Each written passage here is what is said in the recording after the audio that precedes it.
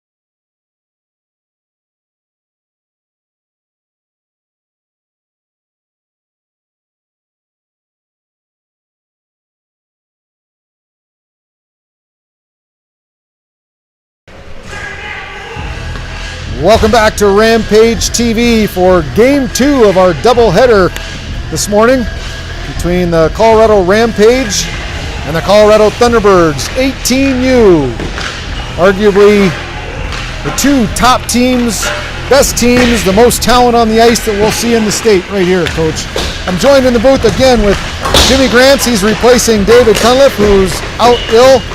Sending my best wishes to David. Hope you're feeling better this morning. And Jim, welcome. Yeah, thanks, Sean. Excited to be here. Just got done watching the 16U team complete their sweep, and really excited to see the 18U again.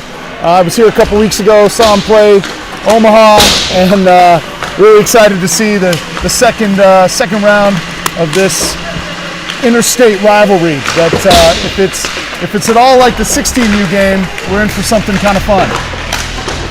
Last time we were in the booth together, as you mentioned, playing Omaha, they were up against a 6'7" goaltender, and Ryan Hacker from Omaha. Remember that name, because that kid will probably be playing in the NHL someday. Rampage dominated that second game, and were held at bay by the Omaha goaltender, so we'll see what they can do. It was a dominating weekend for them. They came out with a split, 2 wins, or 1 win on the Saturday, and they lost that Sunday. So we'll see what they can do. This back on the ice here. This team dealing with a lot of injuries, and we're going to see 4 players from the 16U team just got done playing in the lineup for this game. It'll be number 77, Jack Mofeld, number 71, Boone Kinseth, number 22, Brandon Steedaher, and number 55, Brave Esplin, who arguably could have been the player of the game in that 16U contest earlier today. Yeah, you know, all those 16U players really earned their spot playing up with the 18U today. But I'm with you. I thought Esplin made plays at both ends of the ice. He was just a factor the whole time. Excited to see what those guys bring, but that'll be one of the storylines of this game, I think, is how do the Rampage play shorthanded, and how do those young guys kind of blend in and fill the roles they're going to need to fill, because I would imagine this Thunderbird team is going to bring some skill and some physicality if they're anything like the 16U team at all. Yeah, all 4 players just got done playing, probably the top players on that 16U team, with the opportunity, a good opportunity too, to see the difference between a 16U player and an 18U player. Dominant at 16s, we'll see how dominant they can be at this level. Yeah, for sure. I'm excited to see what the Thunderbirds look like. You know, just kind of looking at their roster, they look like they have some good size. Like we said, they had some high-level players on their 16 team, guys that are, you know, that have bright futures. You can just tell. We'll see what the Thunderbirds look like at this level. Well, and it's always tough. Thunderbirds organization, as you saw in that last game, a couple kids already signed in the WHL, a couple kids already drafted in the USHL with their rights owned, kids looking at college scholarships at this point. So you'll get a lot of these kids off the 16U Thunderbirds team. They'll advance to junior hockey and not play up on this 18U team. They've just advanced their game at 17. So sometimes with this Thunderbird organization, the 18s aren't as strong. It's kind of been notorious over the years. So we'll see what they've got on the ice for today. This will be the first time I've seen them. 2 teams played yesterday. Rampage got the victory. So we'll see what they can do on our second game of our doubleheader action right here from Monument Ice Rinks. We'll go ahead and take a break, and we'll come back here for the opening face-off. Rampage TV, Colorado Rampage versus the T-Birds.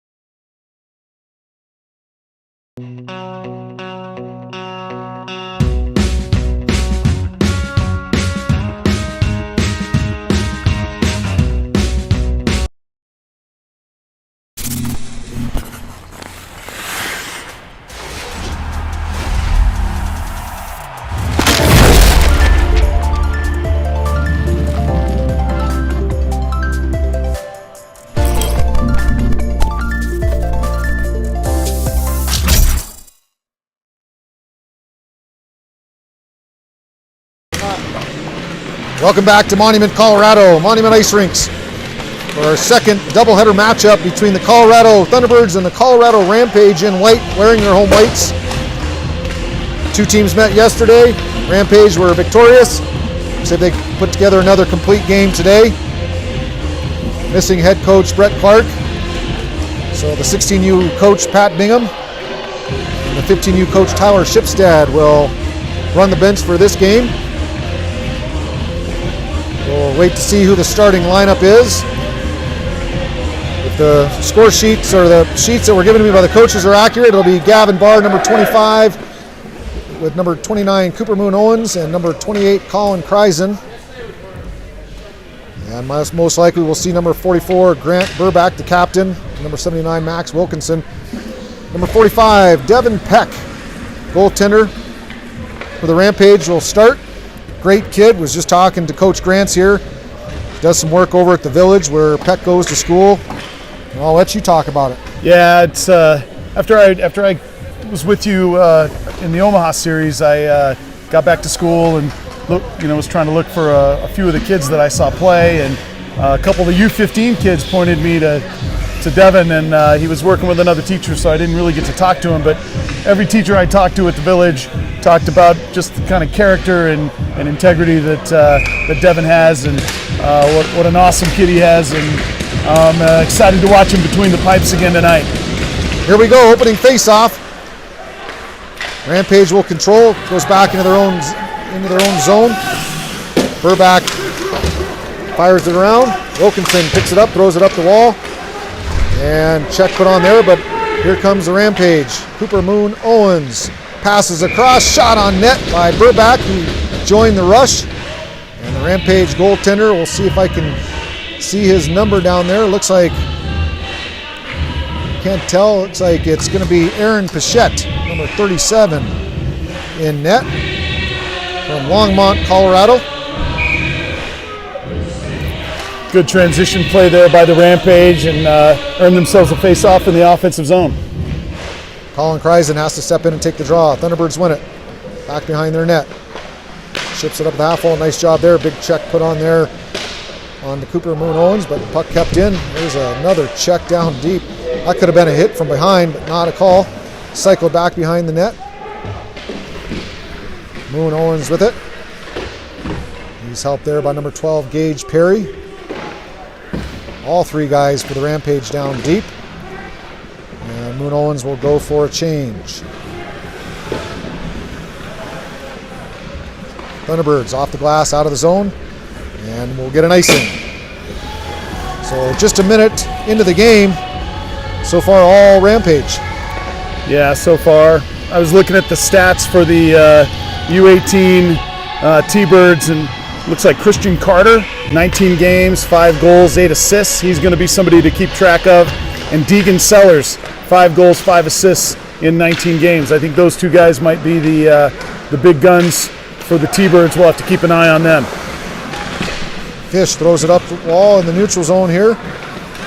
Picked up. We've got a couple 4 16U players in the game today. We'll see Boone Kinseth, Jack Mofield, Brandon Steedaher, and Brave Esplin, who arguably the player of the game. We'll let you know when they're on the ice. Rampage, Chase Levian, chasing after it. And here comes the Thunderbirds, across the blue line. Shot on net, Peck with the save, rebound. Peck comes across. I don't know if that was blocked, but he came across, cover that. Good play there by number 17, Truman Wurst for the Rampage. Shot on net goes wide. Esplin, 16U player, takes a shot, keeps the puck alive in the corner. And here comes the Rampage forechecking unit. There's a good scoring chance by the T-Birds, and Peck made a really nice save, and was fortunate he didn't have to make a second one on the puck through the crease there. Puck cleared out of the zone. Grayson Rockenbach throws it up the wall. And not out. Back behind the net. Thunderbirds control. Sellers with it. Passes in the slot. Snuffed out there by the Rampage. Good play there. Number 34, Joey Winogle. Winogle saved one there. If he doesn't get his stick on that, it's going to be right back on Sellers. And you can see that Sellers has some speed and skill as he came through the ice with the rush. He would have been right between the dots with a shot from the slot if Winogle hadn't been able to get his stick on the puck there. Jack Mofeld takes the draw. He wins it back to Burback. Burback across the blue line, fires it down deep. Rampage will chase after it. The 16U line on the ice right now for the Rampage. Boone Kinseth, Jack Mofield, and Brandon Steedaher. Top line for the 16 team. Mofield shot locked. Picked up, cycled back down deep. Chased after there. Oh, picked up shot, just goes wide. That was Boone Kinseth. Yeah, Kinseth whistled that one right through the crease on the wraparound look. Those guys playing on the fourth line, providing the depth needed for a game like today. We'll see if fatigue plays a factor. Of course, Jack Mofield in the last game sat for the last 12 minutes, so he'll have a little bit more fresh legs than the others. He may not be as tired as he would have been if he'd played the last 10. That's exactly right. So it could be worked out perfectly for the 18Us. Thunderbirds in the neutral zone. They chip it up and out of play as it hits the netting. And we'll get a face-off in the neutral zone with 16:33 left to go here in the first period. Scoreless game. It seems like that clock hasn't run. Is it just me? Yeah, I'm with you. If we started at 17 minutes, that's the slowest 27 seconds in history. We'll see if they can sort that out. These players are getting some extra time here. Free hockey, Sean, free hockey. Just not the kind we're used to. Here comes the Rampage out with it. Moon Owens throws it down the ice, no icing, and the Rampage will chase after it. Gavin Barr leading the rush on the forecheck here. And the Thunderbirds able to clear the zone, go to the weak side, errant pass there. They're able to dump it down deep. Puck up to the top of the point, pressure in front. Cycles it back down low. Good work there by the Rampage defenseman. That's a nice play by Truman Wurst to get the puck out of the zone. Show some good poise there, not just throwing it. Yeah, there was a good play at the other end by the Thunderbirds. Murray keeping the puck in, getting it deep, but the Rampage were able to snuff it out. Fish throws it down the ice, no icing. Rampage will chase after it. Picked off there, but out of the zone. Rampage will have to regroup, go D to D. And Connor McLaughlin dumps it down deep, steered aside. And off the glass and out. Picked up there by Rockenbach.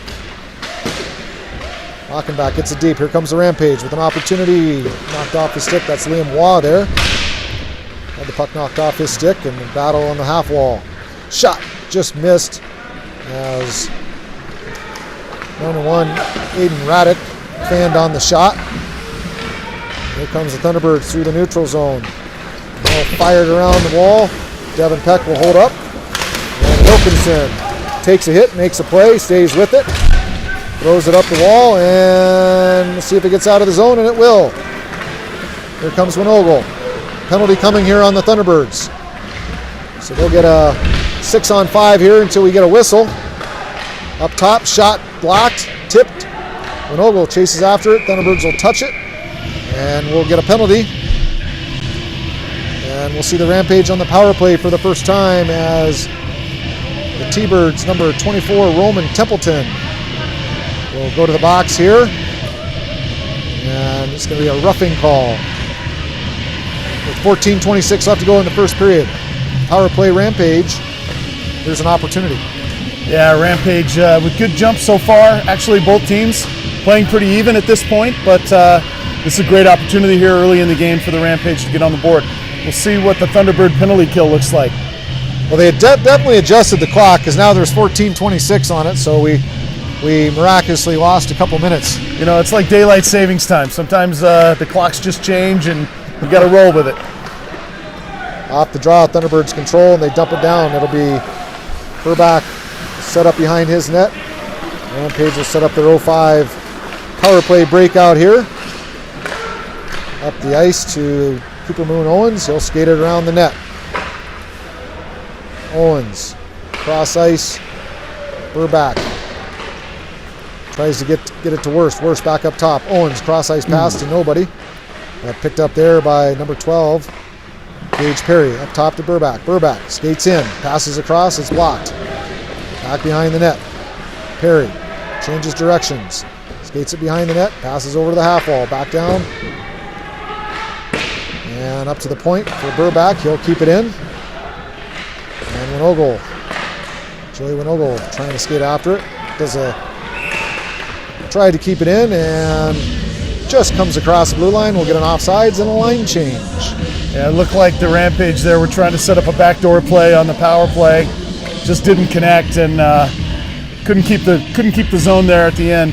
Just got high and got off a shoulder, and we'll come back to center ice for this faceoff. Gavin Barr, Aiden Raddick, and Chase Levian. Actually, Liam Waugh will be out on the ice. So Waugh with it now. He'll dump it deep and chase it. Good play there by Waugh, picked up in the corner. Passes across. Oh, they had a streaking number 27, Alec Fish, going to the net. Couldn't connect there. Picked up by Rockenbach. He'll throw it back down deep and we'll get an icing. So an errant pass. He was trying to hit Liam Waugh there. Couldn't connect. And the Rampage will be backed up into their own zone to the left of Devin Peck here on the power play with 43 seconds left to go.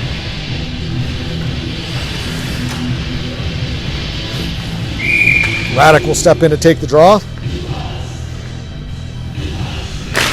And he'll win it back.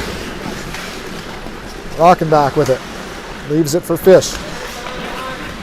Fish skates it up. Gets to Raddick. Raddick across the blue line. Holds up there. Gets stood up. And the Thunderbirds unable to clear it. Held in nicely there by the Rampage. Rockenbach. Pass down into the corner. Back up top to Rockenbach. He takes a shot. Save made. Easy glove save. And we'll get a face-off.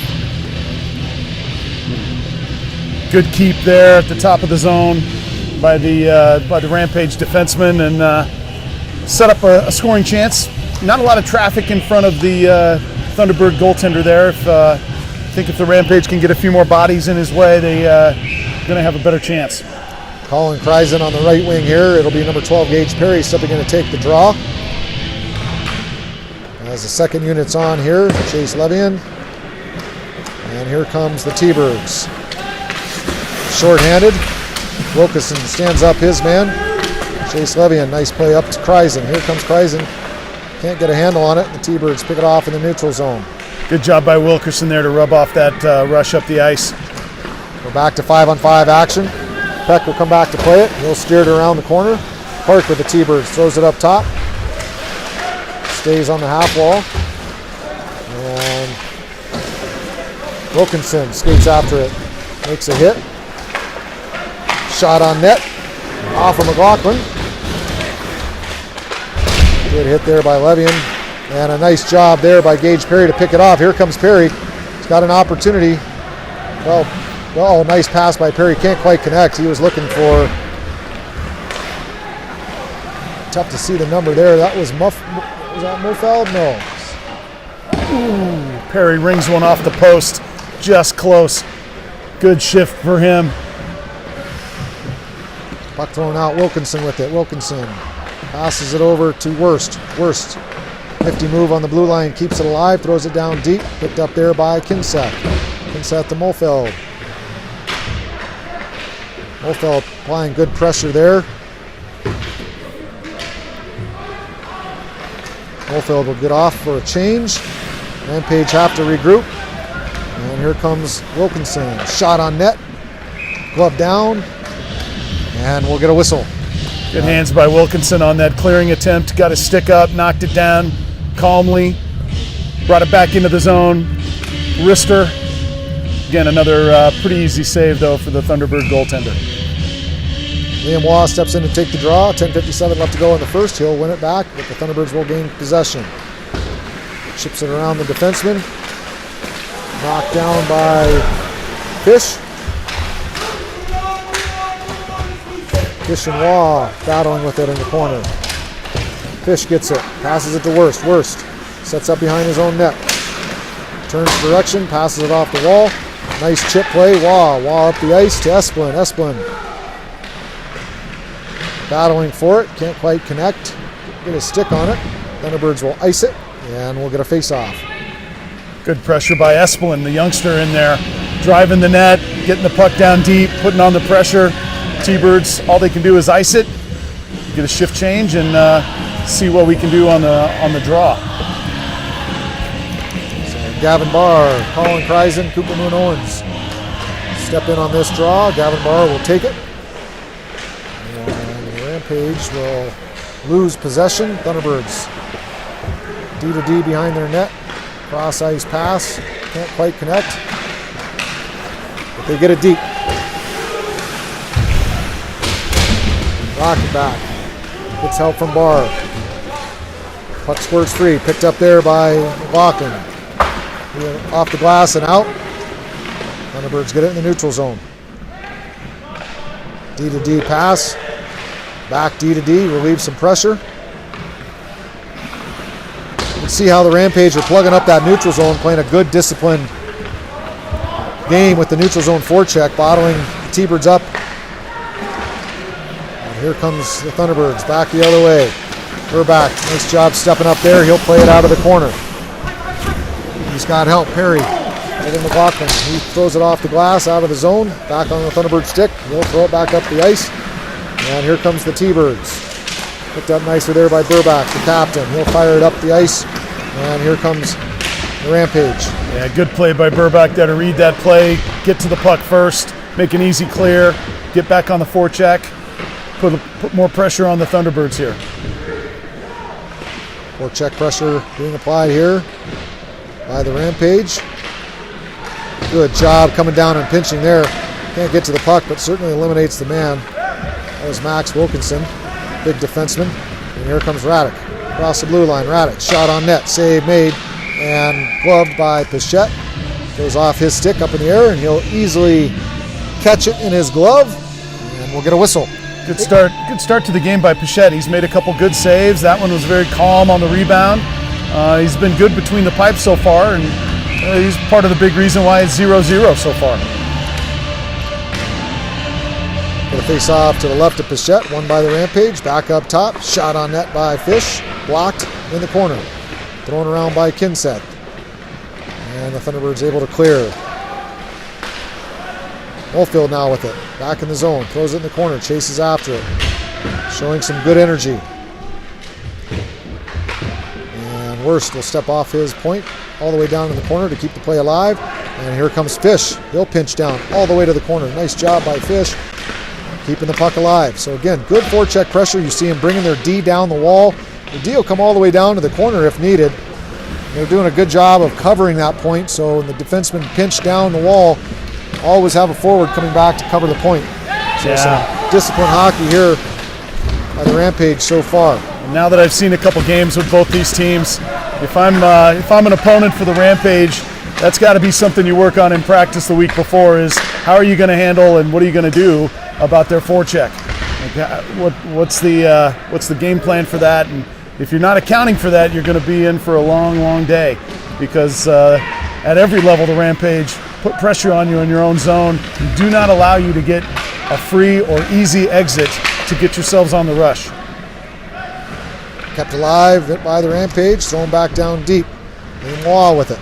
Waugh in the corner battling. Takes a check, keeps working hard. Going around the wall.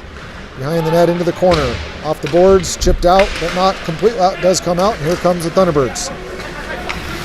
Shot blocked there by McLaughlin. Good defensive stick there.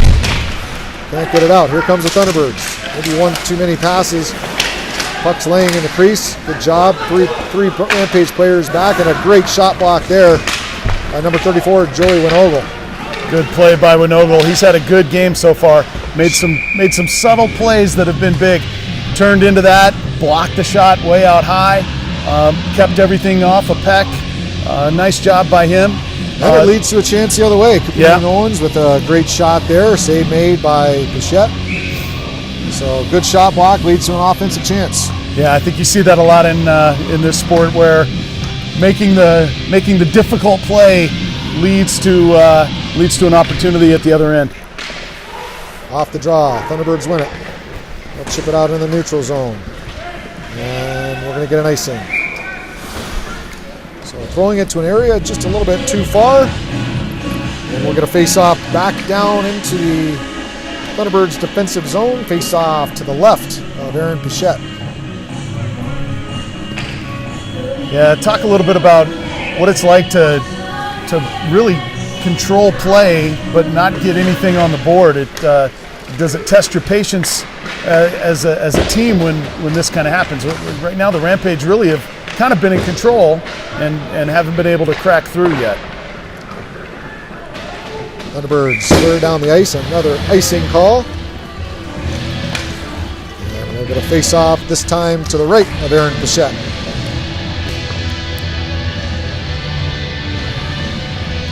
Pichette played last year for the Highland Hills Jaguars 16 AA team.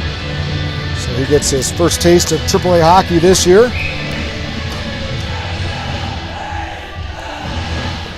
Face-off contested, eventually won by the Thunderbirds. D-to-D pass. Thrown up the wall, and they'll reverse the play back behind the net. Off the boards and out, and here comes the Thunderbirds. Great play there by Grant Burback. Oh, a shot on net and a goal. It was a good forecheck pressure. Had a player streaking. They were able to get it out front. Shot, and it's in the back of the net. I believe that was Coderre. Josh Coderre made the play there, but a really seemingly innocent play. Puck chipped out, down the ice, gets into the corner, but number 44 for the Rampage is Burbeck. Burbeck lost an edge a little bit into the corner. The puck got squirted out right in front, and Peck just wasn't able to react to it. And here we are in a game that the Rampage have pretty much dominated and been in control of. They find themselves down 1-0. It's one of the beauties of this game, how quickly things can turn, and a play that looked so innocent and uneventful puts the T-Birds on the board. Big goal for the Thunderbirds. 5:45 left to go here in the first period. Rampage will get back to action here. They're going to have to put that one behind them and keep pressing. Fish steps up the neutral zone. Perry now steps in, blocks the play, and here comes Radek across the blue line. Radek loses the puck, loses an edge, and the Thunderbirds able to gain possession here. And we get a full wholesale line change, gives the T-Birds some time to easily skate out of their zone. They'll fire it around. Peck will stop it behind his own net and set it up. Thunderbirds get a change. Worse, nice move there to beat Carter on the first forecheck pressure and gets his feet moving, but unable to connect. He was looking for Jack Mulfield there, and we're going to get an icing. Like to see him just skate that. Yeah, no need. Again, I know it's a basketball idea, but we tell guys, keep the ball until somebody makes you give it up. He let you take it into the zone there, establish, maybe even get a shot off. I'm with you. I think he definitely could have gained the red line and then made a play. Although if he would have hit Mulfield with a nice pass, we would have told him, we would have said what a great play that was, right? Yeah, good point. Sometimes the result gets in the way of what you think should happen. Mulfield fires it across. Grayson Rockenbach steps down from his point, gets a shot on net. Pichette makes the save. Thunderbirds clear it. Rampage have to chase. And they'll pick it up. It's a good example of a clearance that wasn't icing. Just soft enough off the boards that Rampage had to come down and retrieve it. Stedahar forechecking, loses his stick. He'll go to the bench for a change. Blake Esplin, he'll pick it up behind the net. Esplin with it. He gets knocked down to the ice, no call. He'll get back up. Rampage maintain possession. Liam Waugh throws it around. And that's Wilkinson way down deep, coming off his point. Picked up, shot on net, save made by Pichette. Esplin there again, though, in the middle of everything, making things happen, getting the puck down deep, and a lot of times when you do the hard work, the puck finds your stick, and had a chance there to sling one in from a weird angle. But good response by the Rampage after giving up the goal. They've regained their momentum, it looks like, and are applying pressure here as we hit the 4-minute mark. Liam Waugh will step in and take the draw. And it's one back to Burback. He'll fire it down deep and around the net.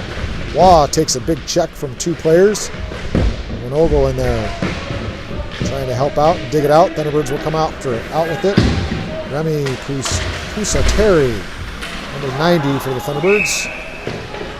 We'll get an offsides as Liam Waugh unable to get back across the blue line. Pusatari's so big that he engulfed Waugh down there behind the net. Looked like he made him disappear for a second. Pusatari's got some good size to him. He's a big kid. 6'3", 200 pounds. He brought all of that to bear on the Rampage player there. He played for the 15-0 team last season. The right shot. Up here now with the 18s. Puck fired around. Devin Peck. There. Stop it. Burback throws it around the wall to Moon Owens. He'll chip it out. Not out though. He tried to make a backhand chip play. Thunderbirds keep it in. D to D. Wilkinson. He'll throw it up the ice. Takes a check to make a play. Puck's out of the zone. And Wilkinson. Whoa, he'll step up. Big hit. And then a hit on Wilkinson. And we're going to get a penalty. Rampage will go on the power play. Great job by Wilkinson. He steps up, makes a clean hit. And then a retaliation hit by the Thunderbirds. We'll get an icing here, and the Rampage will go on the power play. So good poise by Wilkinson, makes a great play, takes the hit, and we'll get a man advantage for the next 2 minutes with 3:11 left to go in the first period. Yeah, some big physical play right there near the Rampage blue line, and like you said, the retaliation. Seems like the second guy gets called a lot, Coach, and it happened there. Yep, you got to have discipline not to retaliate. It's a clean hit. And it'll cost the Thunderbirds 2 minutes with a down a man. It's a fine line to have to walk between hitting a clean hit, a good hit, and a hit that's going to draw the penalty. And we'll see if the Rampage can manage the equalizer here. Battling down deep, puck squirts out and up and out of play. As Joey Winogle and number 12, Gage Perry, and Cooper Moon Owens. Actually, that's Colin Kreisen. Off the draw. Nope, that is Owens. Owens up the top to Worst. Worst walks to the middle of the ice. Maintains possession. D to D pass to Burback. Burback gets to the middle, back to Worst. Worst shot. Goal. Great job, Worst. Fires it low, traffic in front, and the Rampage convert. It's 1-1 off the power play goal. So some good work there, some good puck movement up top. Burback back to Worst. Worst steps in, fires it low, traffic in front. Don't know if it was tipped. You know, it looked like it might have even gone off of Pusatari. His reaction made it look to me like he might have deflected that and actually knocked it down underneath the goaltender there. So a fortunate bounce, but like you said, good puck possession, good movement. Moved it from one side to the other. Burback made a nice pass back, and here we are, 1-1. Rampage back on the forecheck here. And here's a loose puck shot, save made by Pichette. Steers it to the corner. Chased down by Connor McLaughlin on the point. He'll keep it in. Thrown back around. Grayson Rockenbach keeps it alive, but not for long as the Thunderbirds able to clear. Pressure put on McLaughlin here. He'll backhand it up and out of the zone, and he'll maintain possession. McLaughlin off the boards, indirect pass. Trying to chase Levian. Levian will chase after it in the corner. Puts a body on his man. And look at McLaughlin. Coach comes all the way down from the point. Got three players. One of them's a defenseman. As Joey Winogle, the forward, stepped in to take McLaughlin's position. So three guys on the puck. Good pressure. Thunderbirds just can't find an answer other than just throwing it out of the zone at this point. Yep. Rampage earned another draw here in the offensive zone, and that's been kind of the theme of the game so far. Rampage pressure, and Thunderbirds just trying to relieve that pressure. Winogle loses the draw. Thunderbirds. Oh, nice play there by Esplin to keep it alive. Again, three guys down low. Esplin will move up to the high third man high position. Shot on net, blocked. Esplin will chase after it. Kept alive there by Liam Waugh. Waugh skates out of the corner with it. Gets it knocked off his stick. And here comes the Thunderbirds. 63, Carson Schaefer. Good play there by Worst. Oh, Worst takes a big hit by Schaefer. And the hands up too, We're Sean. going to get another penalty. So again, another unnecessary check by the T-Birds. He's going to get a roughing. Worst had the puck off his stick, and boy, he just got blasted in the corner. And the T-Birds will pay for that one. As number 63, Carson Schaefer from Vernal, Utah, 6 foot, 200-pound forward, laid a heck of a lick off onto Truman Worst. Worst is okay, goes to the bench, gives the Rampage another great opportunity on the power play with 1:04 left to go in the first period. Yeah, Worst is going to check his sternum after that. I think he's going to be fine, but that was a big hit off the puck, and here we go. Shot not controlled by Pichette, but the Thunderbirds able to steer it away from trouble. And we're going to get puck out of play as it looks like it hit the T-Birds bench or it was offsides. I can't tell what the call was. I couldn't tell either. A fish couldn't quite keep that in. Maybe it might have just got past the blue line. Face off outside the zone. Gavin Barr, number 25 for the Rampage, will step up, take the draw. He'll lose it. And the Thunderbirds through the neutral zone here, shorthanded. Good play by Fish. Step up on his man, and Rampage will be able to regroup and come out the ice unopposed. Fish. Good job skating it into the zone. He'll throw in the corner and skate after it all the way around the net. Barr up top. Rockenbach, shot on net. Hits his man Liam Waugh in front. Barr with it now. Barr up to Fish. Fish has a look. Shot. Waugh stepped in right at the last second, and Pichette's able to glove it and get a whistle. So good save by Pichette there. Waugh was right in the happy zone, right in front of him. Stick ready. Tried to get a little deflection on it. Instead, it found the glove.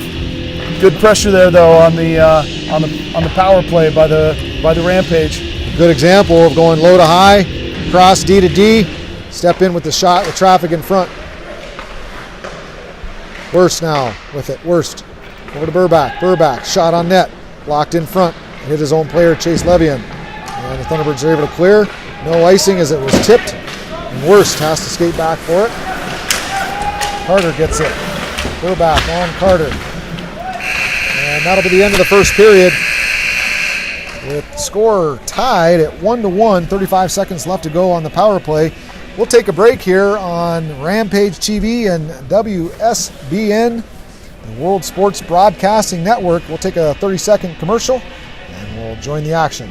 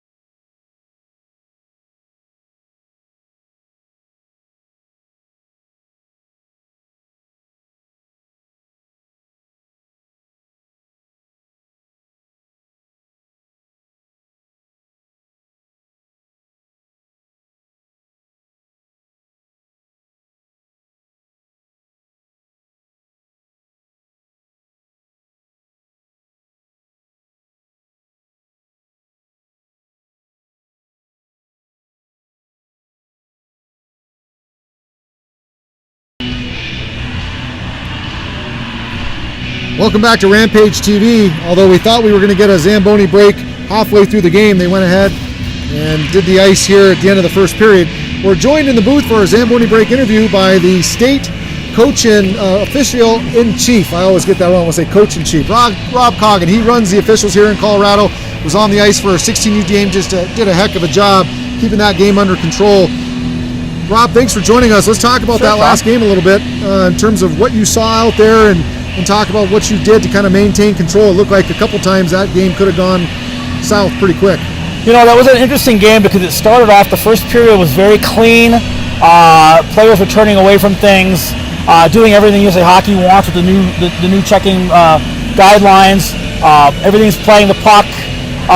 Things start to get chippier though when you get later in the game, especially in a tighter game, and so that's what we saw. And there's game management out there. You're talking to players, you're talking to coaches, kind of keep the lid on the puck. Yeah, I saw you talking to the players, talking to the coaches, very positive. Just letting them know, hey, skate away. There's no need for any extracurricular stuff after the whistle. Let's talk about the new checking rules. Obviously, USA Hockey trying to take the killer checks out of the game, the head hits, trying to bring this game to what we call, I suppose, the new school approach, right? Puck possession. Let's talk about checking. What are you looking for officiating some of these high-level Tier 1 games? So the main thing we're looking for here is what's the intent of the player? Is the intent of the player to make a play on the puck and then have body contact as part of that? Or is the intent stick up, head up, no attention to the puck whatsoever, I'm just going to hit this guy? And it's also, does the player have an opportunity after the play is made? The opponent has possession, they make a play with the puck, do they have an opportunity to turn away and not make a hit, or is that hit already in progress? Yeah. And a couple times, I had one in that 16s game where it was a little late. It wasn't a great time for a penalty, and it wasn't one that needed to go. So it gave me an opportunity to talk to the player instead. So I went up by the bench and I'm like, hey, Seven, that's a little bit late on that one. Could you peel away next time? He's like, well, I'm just finishing my check. Well, the problem with that, and I understand what he's saying, but that's old school mentality at this point. That's 2 years old. There's no more finishing your check. Yes. There is, if your check is already in process, then you go ahead and finish through the play. But if you have the opportunity to minimize that contact, that's what we're looking for you to do. Yeah, there's a couple clips that USA Hockey's put out. I know I run the Level 1 clinics, or help teach some of the Level 1 clinics. We also did a lot of coaching training here at the Rampage. We did a checking clinic for our coaches last week, and there's two clips that stand out. One was from the OHL. It was a forecheck play where the guy went in, made no attempt to play the puck, just crushed the defenseman. The kid ended up with quite a bit. He was suspended for quite a few games. And then there was a follow-up clip by by Lucic from Calgary. Almost the same identical play. Puck's in the corner. He skates after the Red Wing player, goes stick on puck, uses his shoulder to squeeze the player off, gains possession, and ends up getting an assist. And I think that's kind of that where Lucic could have went in maybe 10 years ago. He would have gone in to just clean up on that defenseman. But even at the NHL, we're seeing some of these rules really change the game. Absolutely, and that's what they're trying to do. It really is a paradigm shift. They're trying to change the game. They're trying to get the concept of I'm just going to go take somebody's head off to I'm going to play the puck. And then hockey's a physical sport, so at the speed and size of the players, even at the U16 level, those kids are fast, they're big. There's going to be considerable body contact. There's going to be body checking, and that's okay. But what they're trying to do is minimize that. Just I'm going to take your head off and remind players, hey, look, the first focus has to be on the puck. Stick on puck, then make your play. Yeah. Well, certainly we're seeing it in this game. A couple penalties called. The right calls. This last one here, a big forecheck on Worst after the play, kind of went high. Simple call. What's the differentiation? We saw in that last game, Mofield had a big hit, and he got a 2 and a 10. How do you differentiate when you give a player 2 minutes and then you give him the extra 10? What is that 10-minute misconduct? What's really what you're looking for there? So what we're looking for there is type of penalty dictates what the 2 and 10 is. There are 4 penalties that require a minimum 2 and 10. Head contact, checking from behind, boarding, and charging. Those are the 4. So if it rises to that level, now obviously there are times when you might be able to label one of those a cross check or an elbow or something else. So you're looking for proximity to boards, you're looking for danger, you're looking for what's the potential for that to cause injury. And on that one, I believe it was over on the sideboards over there, right? Yes. Toward the red line, and it was also late, so it could have been interference. So it was late, and it was separation between the player and the boards with extension that caused the player to crash into the boards. That's going to go when you have that extension. And the players got no chance to protect themselves. That's when you're going to label that a boarding call, and that's going to bring the automatic 10-minute misconduct. Gotcha. That makes sense. The old days are long past. I remember when I coached midget AAA hockey 20 years ago, and we would teach our kids to fight. Yeah. Went to the USHL, and you would recruit kids to fight, and you needed fighters on your team. Certainly, we're not seeing that. Fighting is not allowed in the USHL anymore. It carries with it a game suspension. As the old days, it was a 5-minute major. You're back on the ice. Right. It was truly an NHL style of game, the old school NHL style of game. And I can't, to me, to see the game transition and change, it really puts the onus on the skill. It puts the spotlight on the skill players. And I think USA Hockey's done a great job with some of these rule changes. Sean, you got to look at it too. Even the NHL is like that. Yeah. The NHL 20 years ago had the guy on the end of the bench that was just there to fight, and just there to protect. McSorley was there just to protect Gretzky. So what we have now is in the NHL, you still have your enforcers, but they're guys that are skill players. Yeah. They can still put the puck in the net. They can still make the assist, and they can still play the defense. It's not the guy that you're burying on the end of the bench and only bringing him out on the enforcement. Yeah. The old days are gone, which is great to see. It's I was talking to Lou Vero, Hockey Hall of Fame legend, and of course, he was trained by Anatoly Tarasov, the father of Soviet hockey. You talk to Lou, and Lou would tell you that Tarasov would be thrilled. This is exactly what he envisioned the game to look like when he brought out that flowing puck possession style of play. I know when the Russians came over here and played Canada in the early days, they were pretty blown away by the physicality. And so I think we really see how the game's evolved. It's for the best in this game, and hopefully it keeps some of the great players playing for a lot longer, maintaining their careers without the head injuries. Yeah, you're absolutely right. And Louis is a gem, right? I mean, he's absolutely one of the gems of U.S. hockey right now. We're lucky to have him around our area. But he's absolutely right, and that's what they've tried to change. And it's a change that's been forced by the concussion issues. And quite frankly, it's a change that's been forced by parents not wanting their kids to get hurt and putting them into sports that they're going to get hurt. Now, hockey, you're going to have injuries, right? Like it just the nature of the game is the speed of the game, the size and skill of the players. You're not going to be able to avoid that. But what we can do is we can try to minimize those things and limit them to things that are naturally occurring parts of the game, and not things that occur because of things that shouldn't happen in the game, that are the dangerous type of things that we're trying to eliminate. Yeah, absolutely. Well, we'll go ahead and wrap this up, Rob. I can't thank you enough for coming in and sharing your insight. Congratulations on a job well done and getting this state on track. Certainly the reputation of Colorado is we want to have good officials. We want to be calling the game correctly, and I think we've taken a lot of strides and really are one of the leaders in the country, and that's a lot of what you've been doing and your work here. So thanks for everything you do for the game. Thanks for coming down on a Sunday morning to jump on the ice and ref such an important game. Appreciate Thanks, your time. It's my pleasure. Just real quick, I mean, we're lucky in Colorado to have we've got officials that work the NHL, American League, NCAA Tier 1, and all that's been developed homegrown over the last 20 years. I've been a part of that, but man, we've got so many people that are contributing to that. It's a team effort in Colorado, and I'm lucky to have a great team with me. Yeah, well, we're thrilled. Thanks for joining us. We'll take a commercial break here, and we'll be back with the second period on Rampage TV. Good luck.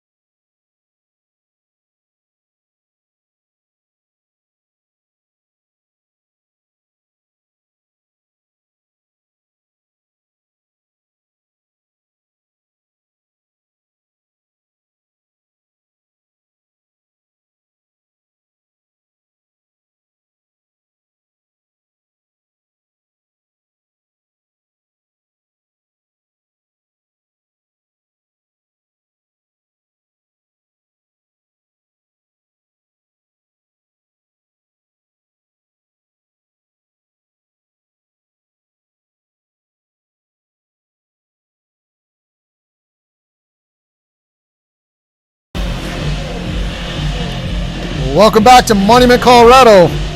Monument Ice Rinks. I'm here with Coach Jim Grants.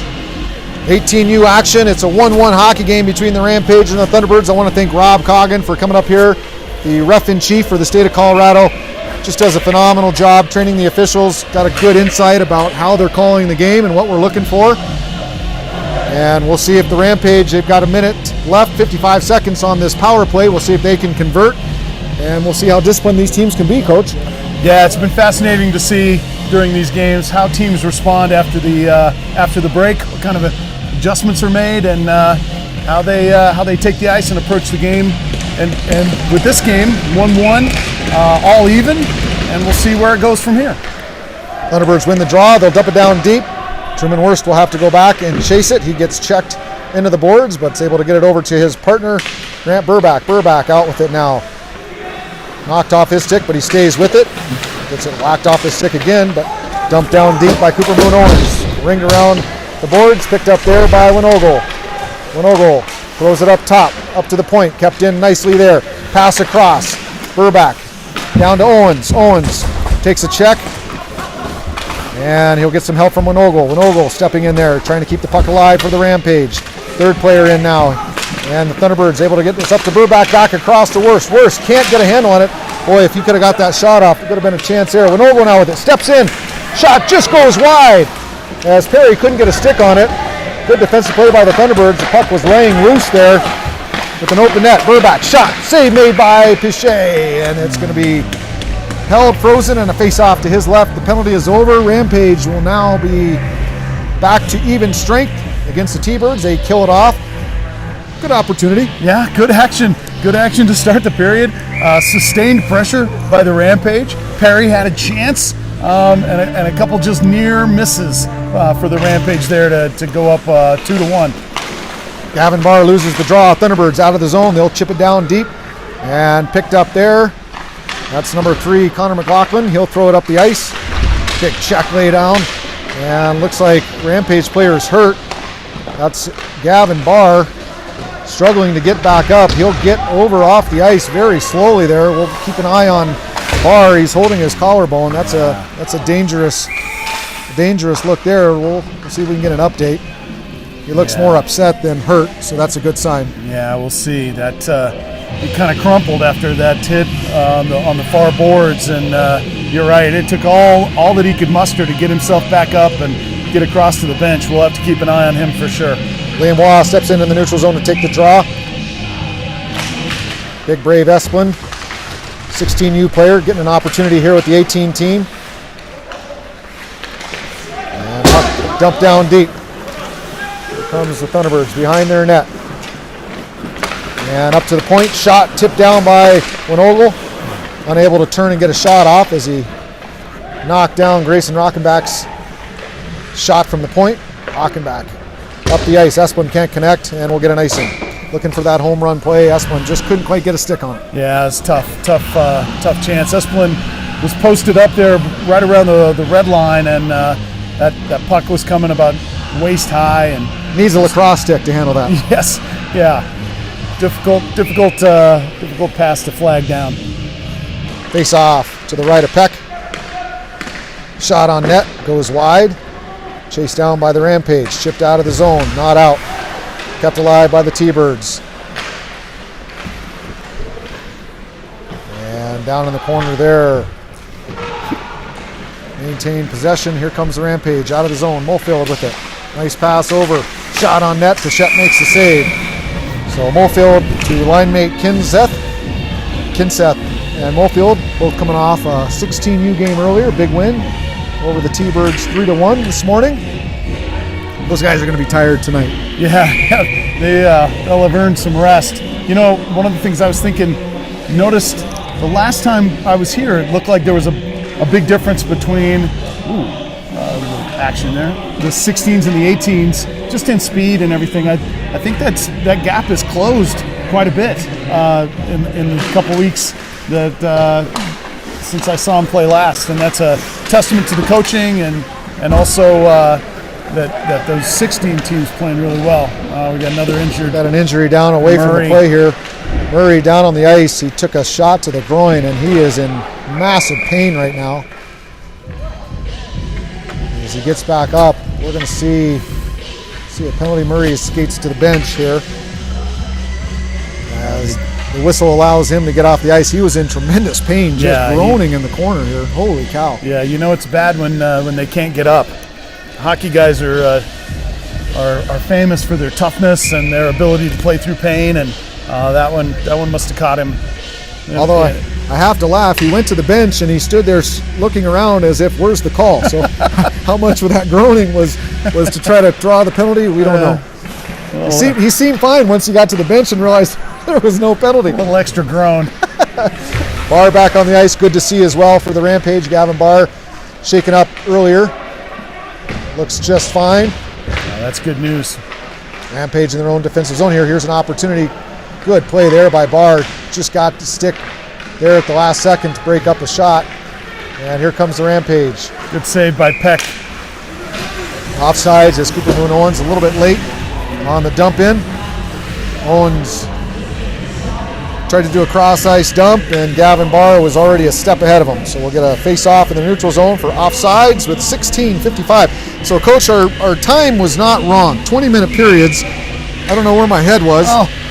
So we didn't start with 17 minutes. So that said as well, from 17 to 14, 3 minutes went off the clock just like that. So no daylight savings, nothing by the clock manipulation. It's just we're just a little clueless up here. Yeah, thank goodness for the clock. If it was up to us to keep all track of all this, we'd be in big trouble. Some physical play down in the corner here. Radek and Perry battling with it. Thunderbirds get it out of the zone and pulling up through the neutral zone off of Thunderbird stick. Here they come now. Clark with it. Clark across the blue line with some speed. Skates it wide. Backhand to the middle. Nobody home, and here comes the Rampage. Levian picks it up. Tries to get it over to Radek. Radek can't connect, and the Thunderbirds will get it back deep in the neutral zone. Burback with it now. Burback gets some speed. He'll step across the red line and dump it cross ice. Good cross ice dump. Rampage will change. Gives the T-Birds plenty of time to regroup here and get it out of their zone. D-to-D pass doesn't connect. Here's a turnover. Opportunity. Shot. Save made by Pichette. Rebound. Another save by Pichette on Liam Waugh. So a bad turnover by the Thunderbirds. Had plenty of time to get it out of the zone. Turned it over. And Waugh with two good chances. And Pichette comes up big. Man. Peck plays it up the ice. Yeah, Waugh had a great job by Waugh to come across, get right where he could have the whole net to shoot at, and Pichette stood tall and then handled the next part. Good play by him to keep it a 1-1 hockey game. 15:34 left to go. Rampage, Joey Winogle, William Waugh, and Big Brave Esplin. Once again, a scoring chance comes off of what looked like a pretty innocent play. The Thunderbirds had it. They were going to clear it. It was going to leave the zone. And next thing you know, Waugh steps in, keeps it in at the blue line, skates in, and gives himself a great chance to put one on the board. Well, the T-Birds defensemen have to have a little bit more urgency. It was a full wholesale line change for the Rampage. Plenty of time. Waugh came off the bench and just stepped across the blue line, and there it was right on his tape. Yeah, you mentioned it. Looked like the T-Birds, if they would have kept it on the right side of the ice, would have been able to get it out easy and head up the ice with an odd man rush even. Rampage win the draw in their own defensive zone. Jason Rockabach gets knocked off the puck. Comes up top. Shot on net. Blocked by Winogle. Another shot. Peck. Blocker save. Into the corner. Thunderbirds with it. Coming out of the corner. Oh, big hit there at the blue line on Joey Winogle. That was number 20, Charles Murray. Knocked not only Winogle down, but his own player. Well, and Murray's the player that was having a hard time getting off the ice earlier, so he's okay too, and that's good news. Bad news for Winogle because he ran into him hard, but other than that, it's good news. Here comes the Rampage now. Winogle with it. Winogle across the blue line. Shot on net. Save made by Pichette. He'll cover. And we'll get a whistle. So Joey Winogle, number 34, comes across with some speed. Nice hard shot on Pichette. Easy save for him. He covers the rebound. Yeah, he was trying to go low glove side just above the pad, and Pichette had it, knocked it down, calmly gloved it. Oldfield will step in on the draw here against Thunderbirds Templeton. And Templeton's going to get kicked out of the draw. We'll bring Schaefer in. The Thunderbirds throw it back in the corner. T-Birds trying to get it out. Kept alive by the Rampage. Good hard work there by Kinseth. The Thunderbirds able to come out with it. And into their own zone, into the offensive zone here for the T-Birds. Thrown out front. Good block there by Kinseth. Good position in the slot. Here comes Mofeld. Cross. Tried to connect with Steederher. We're going to get a penalty here against the T-Birds. So we're going to get a slashing call. And the Rampage, we're going to go back on the power play. Once again, it's all about the pressure and it's all about the forecheck. It's all about the good puck possession by the Rampage, creating these opportunities and forcing the T-Birds into some penalties. And we'll see if the Rampage are able to generate some offense here on this power play. So far on the power play, they've looked pretty good. They have. They've been getting pucks to the net. See if they can win this draw, crucial draw here for Cooper Moon Owens. And he does win it back, up top. Burbach to the half wall, back up to Burbach. Burbach will step to the middle. Cross ice pass. Moon Owens back across. Room in front, shot on net, rebound was there. Couldn't quite get to it. That was number 12 for the Rampage, Gage Perry. Trying to find a rebound. As number 17, Truman Worse, got the puck on target. And Pichette's there, standing tall once again. Yeah, Perry found the puck. He was just below the red line. Didn't really have an angle to try to chip that one in, and but he was creating good pressure underneath. Perry's got good presence in the crease on this power play. Yeah, shows a lot of tenacity, a lot of toughness. You know, on the power play, when you're the net front guy, you're going to expect to take a beating. You're going to get banged and whacked by the defenseman trying to get you out of there. So it takes a tough guy to stand net front and play like that. Here comes Burbach, tries a shot off his stick. Great job by Worst there to keep it alive. Burbach, shot blocked. Cooper Owens tries to get it. Passes up top, good shot just off the side of the net there. Perry with a one-timer from Cooper Moon Owens. And the net's off, it's Moorings, and we'll get a face-off to the right of goaltender Aaron Pichette. Boy, there was a great keep at the blue line. I'm not sure which Rampage player it was, but got down on his knee, kept the puck in. Otherwise, I think the Thunderbird would have had a breakaway. Yeah, it was Truman Worse. He did a great job holding that line. It was a turnover by Burbach, and did just a great job keeping it in. You're absolutely right. I was thinking that was going to be a dangerous play that could have led to a breakaway. Rampage controlling off the draw here. Fires it down deep. Number 9, Liam Wall over to Barr. Barr in the half wall up top. Shot on net. Tip.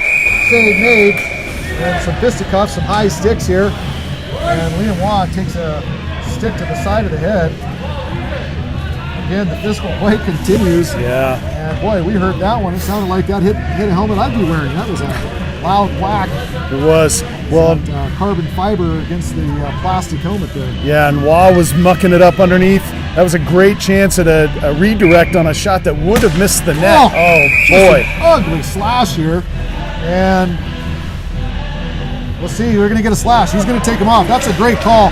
As Murray, just no reason there, just turns and whacks Wah on the draw. And Murray's going to go to the box for a slash. Great call by the officials. You've got to call that, Coach. Yeah. I don't think you can let that go. And that's Wah.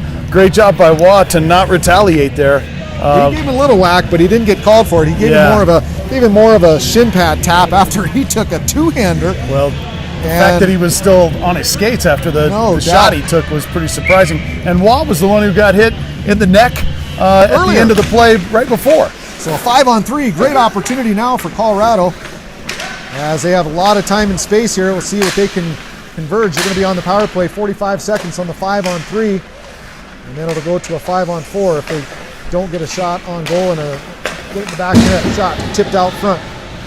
Back up top now. Out Frick. Fish with it. D to D. Rocking back. Shot on net. Save. Down by Wah. And Wah gets it, which is fitting. He gets whacked a couple times. He gets the penalties called against the player that gave him the real shot on the face-off, and there is Waugh to clean up the rebound, and it's a 2-1 hockey game. Yeah, Waugh earned that the hard way. Earned it by being in the crease early, getting hit in the neck, then getting hit on the shins. Finally, the puck finds his stick, and he makes no mistake. Well, and you think about his discipline. He could have turned around, cross-checked the kid, punched the kid, after taking that kind of whack. He kept his composure.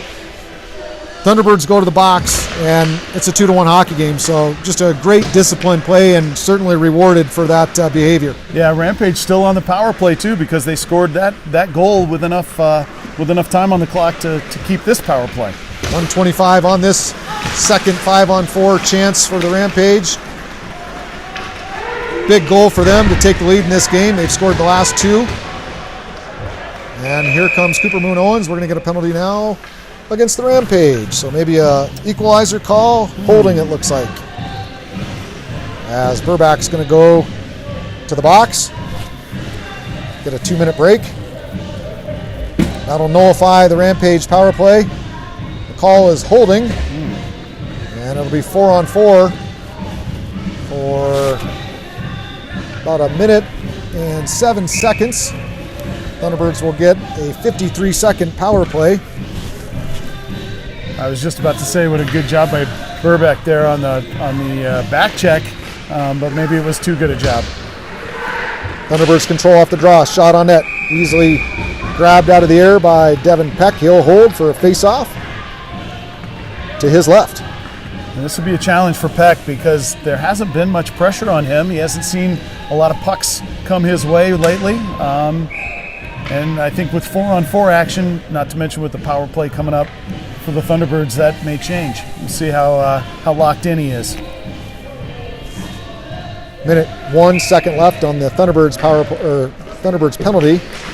In minute 1, they'll be full strength and on the power play. Rampage control. Fish. Worst with it. A lot of room with 4-on-4 hockey here. Worst gets it to Radek. Radek circles back in the neutral zone. Makes an errant pass, and it's turned over. Thunderbirds. Oh, Barr does a great job picking it up, though. And we're going to get an offsides as Radek stepped across that blue line just a step too early. Worst unable to get it to him, and Barr letting Radek know not to force that. Yeah, Barr wondering what that pass was from Radek. I'm sure they'll talk about it later. Radek will step in to take the draw. Thunderbirds will win it. Good step up there by Worst, knocks his player down, and allows the Rampage to control possession. Cross ice pass here. Here comes Worst. Gets squeezed off the puck. Good check there by the Thunderbirds. And an errant pass right in front of the crease. They're lucky there. Yeah, Radek almost found one on his tape with an open door. That'll do it for the Thunderbirds power play as the player comes out of the box, and they are now full strength, the 5-on-4 power play here for just under a minute. Rampage maintain possession. Worst, the defenseman. F1 on the forecheck. You typically don't see a defenseman, especially on a kill that far down deep. He's going to have to hurry to get back. Tired too. He's been on the ice for a little bit. He comes back, picks it up though, makes a play out of the zone. Nice job here to kill some time. Although a bad turnover by the Rampage and knocked off there by Wilkinson. He saves the day.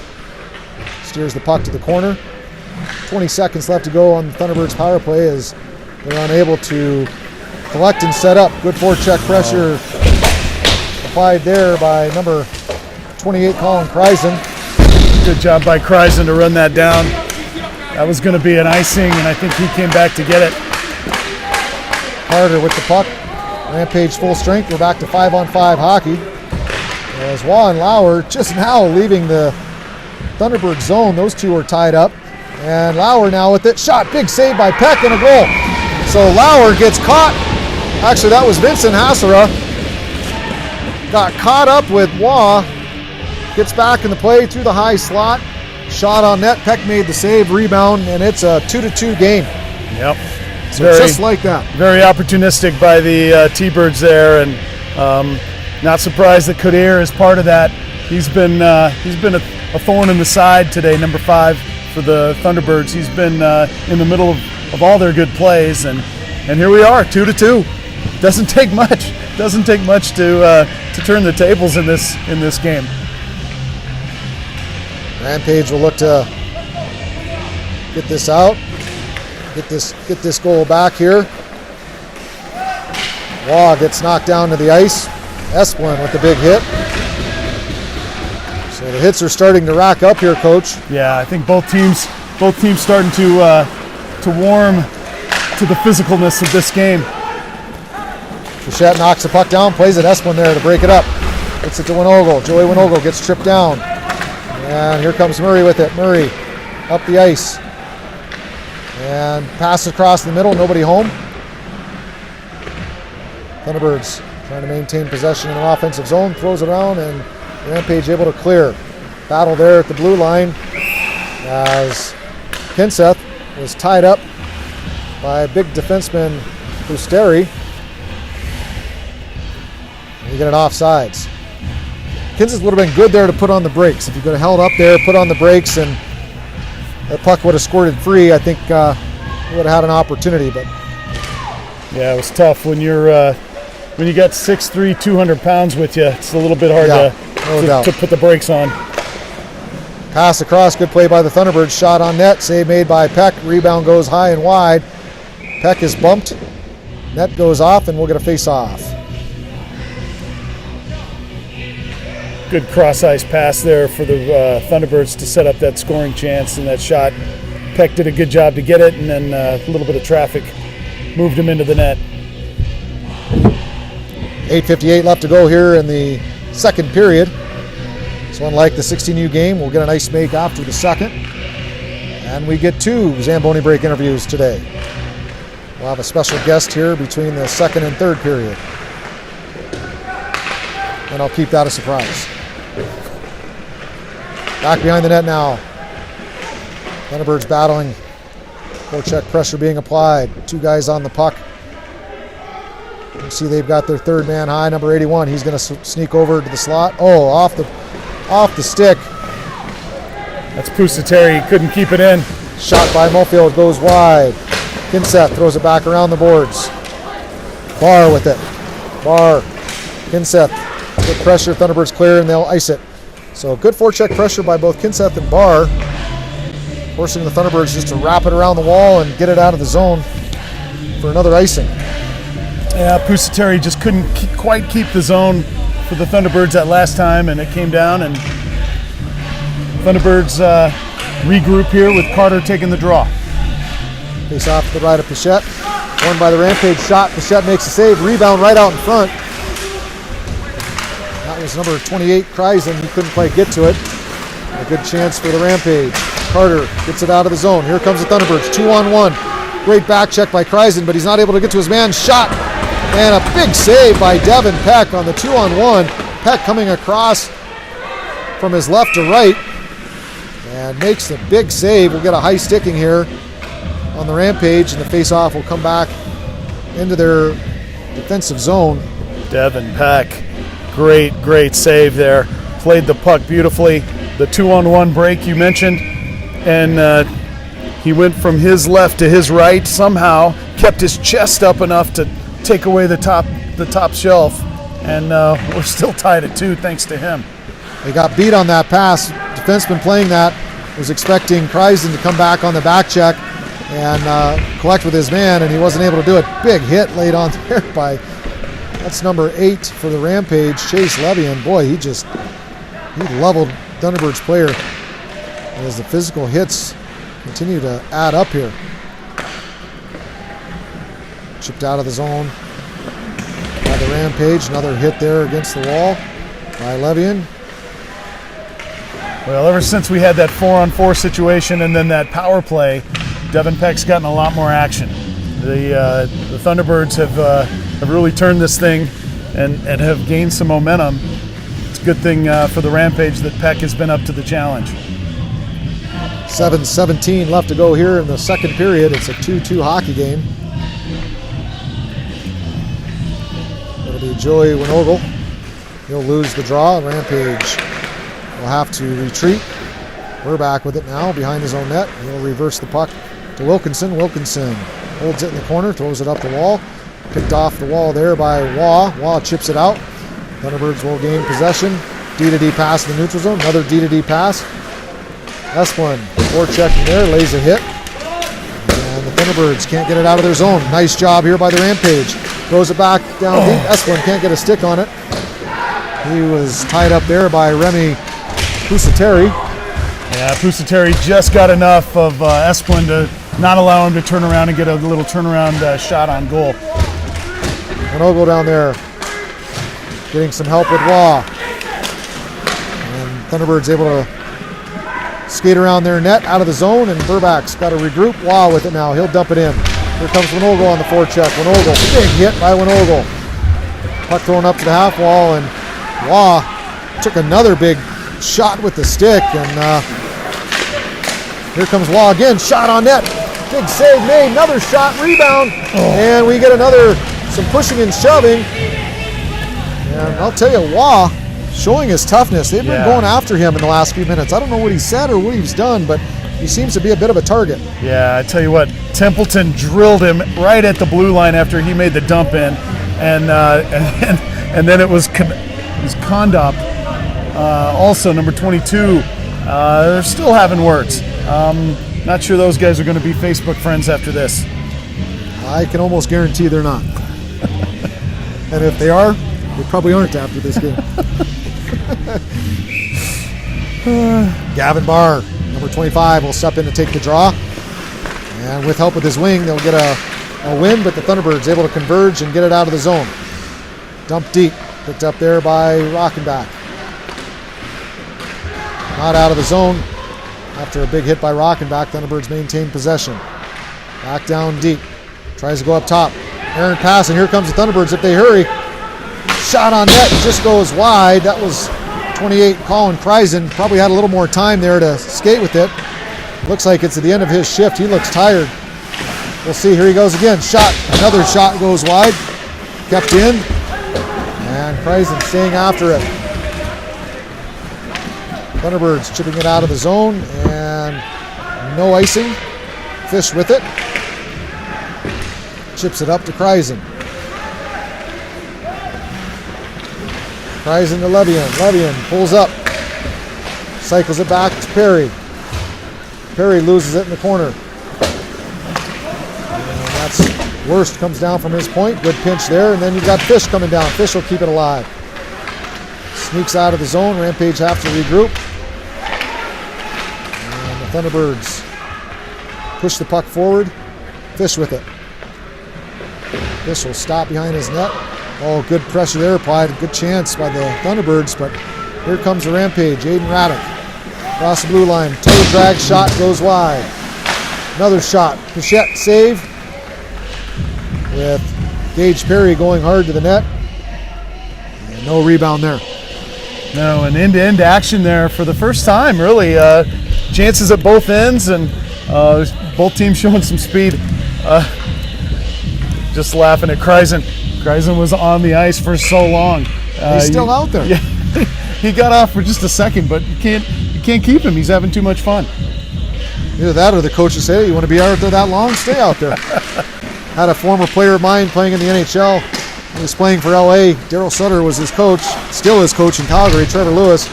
He told me he was out there for minute 30 seconds, got stuck on the ice, went to make a change. Daryl looked at him, he said, hey, you're going to be out there that long, go ahead and stay. So he was out there for another minute, and all he could do to not get scored on, because that probably would have meant he wasn't playing the next game. But he made it through it. He learned a big lesson. 45 seconds, get off the ice. And the reason we do that, 45 seconds in hockey, you just think about the basic physiology, lactic acid buildup in your muscles. If you're working full speed for 45 seconds, anything after that, you're going to start losing your ability to move. That lactic acid is going to build up. You need that rest. So we talk about 45-second shift times. We try to teach it at the younger levels so these kids can start getting into that habit. So when we get to these levels, we're playing the game correctly. And obviously, the NHL, they do a lot of stat tracking, how long shifts are. And if you notice, if you start paying attention to that average shift right around that 45-second mark. Yeah, interesting. That's That's one of those nuanced things that the casual fan like me who doesn't get to see hockey, isn't really in practice. That's a great way to put it, and it makes complete sense. The kind of effort you have to give shift to shift, you aren't going to be able to do it if you're extending your shifts beyond that 45-second mark. Back to the action here. Thunderbird Scarafoni will throw it out of the zone. And here comes the Thunderbirds. Carter with it, throws it deep. Good play there by Burbach to step up on him. Puck up on the half wall. And out of the zone. Thunderbirds will have to regroup in the neutral zone. They'll throw it down deep. Peck off his glove. Wilkinson throws it out of the zone. The referee has to jump out of the way. Nice job by him. And here's Kinseth, turns it over. And here comes the Thunderbirds. Nope, it's going to be picked off. And Waugh with it. Waugh will throw it down deep. Thunderbirds will chase after it. Joey Winogle will be the first one on the puck. Skates behind the net. And Thunderbirds able to elude that forecheck pressure. McLaughlin with it now. McLaughlin. He loses the puck. Back to Esplin. Esplin runs into the official. Thunderbirds able to maintain possession here. Tip, good stick there by Waugh. And the Thunderbirds again having to regroup. Rampage chip it out of the zone. Thunderbirds have to regroup here, deep in their zone. Skates behind the net. Usatari out of the zone. You can tell Joey Winogle looking a little bit tired there. He's got to go play in his D zone now, Coach. Yeah. Got to watch on that. Keep our eyes peeled. Shot on net. Peck makes the save, and that'll allow the Rampage to get a change, and they do. Esplin getting a little snarky there. Something happened with him, and looked like number 63 for the Thunderbirds, Carson Schaefer. Schaefer's been in the mix with 2 or 3 of these so far today, Sean. Schaefer has been. He's a tough kid, big kid, 6'0", 201 pounds. He's the kid from Vernal, Utah. We've mentioned him a few times on some physical play tonight. Yeah, he's been in the mix. Josh Coder for the Thunderbirds. For those at home, if I'm mispronouncing names, I certainly apologize. By the end of the year, we're going to be perfect. Oh, there's a hit from behind. That's a nasty one, and Thunderbirds are going to have an opportunity on the power play, so discipline, that's just a tough, you just can't lay a hit like that. I mean, he went face first into the boards. That's a dangerous play. You see a back buckle like that. Yeah. And the Thunderbird player's lucky not to got hurt, and the Rampage player's lucky he didn't get hurt, because that would have been a 5 in a game. Yeah, that was Finlay Lauer who got scorpioned against the boards there right in front of his bench. And yeah, a dangerous play. Looks like it's going to be Perry into the box, and glad to see no one injured there. I don't think Perry was trying to do anything dirty. It just ended up being a hit that you can't do. Now he'll sit for the next 12 minutes as he gets a 2 and a 10. Brandon Steederher will step in the box to serve the 2 minutes, while Perry will get a break in the action. We'll see him back. It'll be midway through the second period before we see him again. And there we go again, just talking about that fine line between a good clean play and good physical play and something that gets you into the box, in this case for a long time. Thunderbirds pressing here. Good puck movement, setting up an umbrella power play. 2 guys down low, 3 guys up top. They'll look to get it back up top and roll it to the middle of the ice. Walk to the middle, shot on net with traffic in front. And Peck makes the save. Early whistle there. Referee lost sight of it. Thunderbirds don't like the whistle, but it is what it is. Referee loses side of the puck, he's got to blow the whistle. Yeah, it was close. That was a really good low shot from the point, and traffic in front, like you mentioned, not only Thunderbird traffic, but also the D-men working hard for the Rampage, and somehow Peck got his pad on it, and we're set up for the draw. 1:40 left to go, minute and 27 left on the power play for the Thunderbirds. They'll win it back, be able to set it up here. Shot on net, Peck with the save, rebound. Shot, goes wide, blocked. That was blocked by Burbach. Back up top of the point, they'll throw it back to the corner. And they'll look to go low to high here, and back down low. Back high, back low as they work that right side in their defensive zone, or in their offensive zone here. Back up top. Oh, one-timer tried, can't quite connect. As Anthony Scarfoni Playing up top there is the quarterback. He'll walk to the middle. Shot on net. Save made by Peck. Rebound. Slap shot. Peck makes the save. Actually, it was blocked out front. Great job by Burback. Never made it to Peck. And here comes the Rampage. That was a couple great blocks by Burback. Across the blue line. Burback shot. It's tipped. I think that went off of Kreisen. Yeah, never quite got to Pichette. 40 seconds left to go. 27 on the power play for the Thunderbirds. Some decent chances for them. Cleared out of the zone here, though. And Barr makes a change. Here comes the Rampage. Passes across. Burback with it. Another pass in the middle. We got a Winogle. Oh, Winogle just couldn't get his stick on it. He looked to make the pass. He just got handcuffed. Yeah, just couldn't quite get the blade on the puck there. That was a great opportunity for the Rampage on shorthanded. Well, and you've got your defenseman in there in the play. Burback down in the play here on the offensive side on a kill. That's just some good that's a confident hockey team. Well, and the captain Burback made some great plays defensively at the other end and almost had a chance to get the goal that would have changed this thing. Off the face-off, Thunderbirds will win. 19 seconds and counting in the period. 3 seconds on the power play. Rampage will be full strength. And the Thunderbirds shot on net goes wide. Cleared out of the zone by Cooper Moon Owens into the neutral zone. And here comes Moon Owens with it. Offsides at the buzzer. And that'll do it for the second period. We're all tied up at 2. So nothing solved yet. Teams will skate to the to the locker rooms. We'll get a nice resurface and we'll come back to the action. An exciting third period ahead of us, Coach. Yeah, even game. Both teams playing super hard, and it's all going to come down to who can keep their discipline, who can make the plays and execute here in the third period. We'll go ahead and take a break, go to commercial. We'll come back with our second Zamboni break interview. We're going to be visiting with the 15-0 player, Jack Freitas from Aspen. He's going to join us in the booth to talk about his experience thus far. We'll take a break and we'll come back. Thanks for watching Rampage TV on the World Sports Broadcasting Network.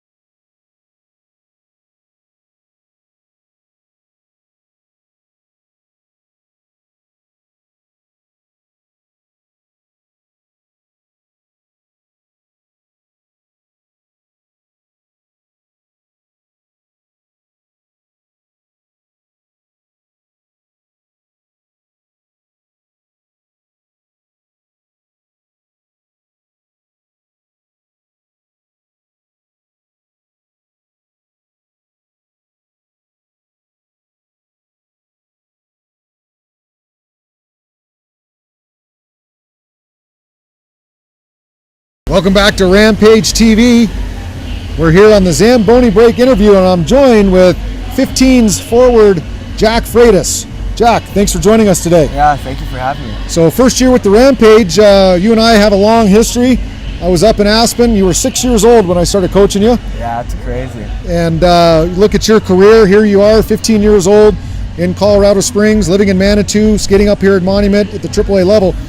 Let's talk about this transition to AAA. I know you played in Colorado Springs for the Tigers AAA Bantams last year. A big step to midget hockey. What have you seen the big difference in transitioning from not only where you played at the rec level, Bantam level, now into midget AAA? It's a lot faster, you know. Kids are a lot bigger too, a lot stronger. But overall, I think it's a lot faster. A lot more skilled kids than any of the other levels, I think.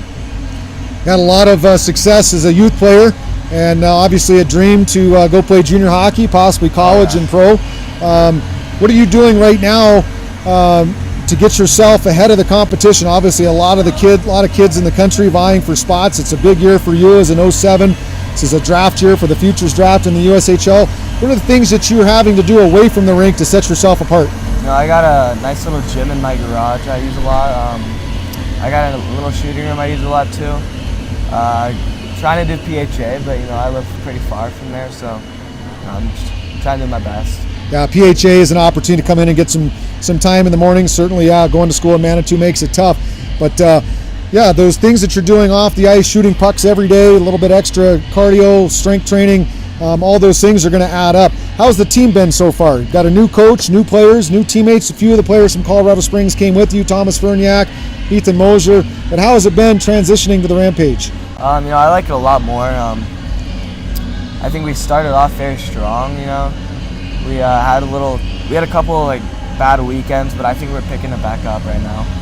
We watched you on Friday night, 5-1 loss to the Thunderbirds. You guys turned it around the next day, went back up to Denver and ended up beating them 3-2.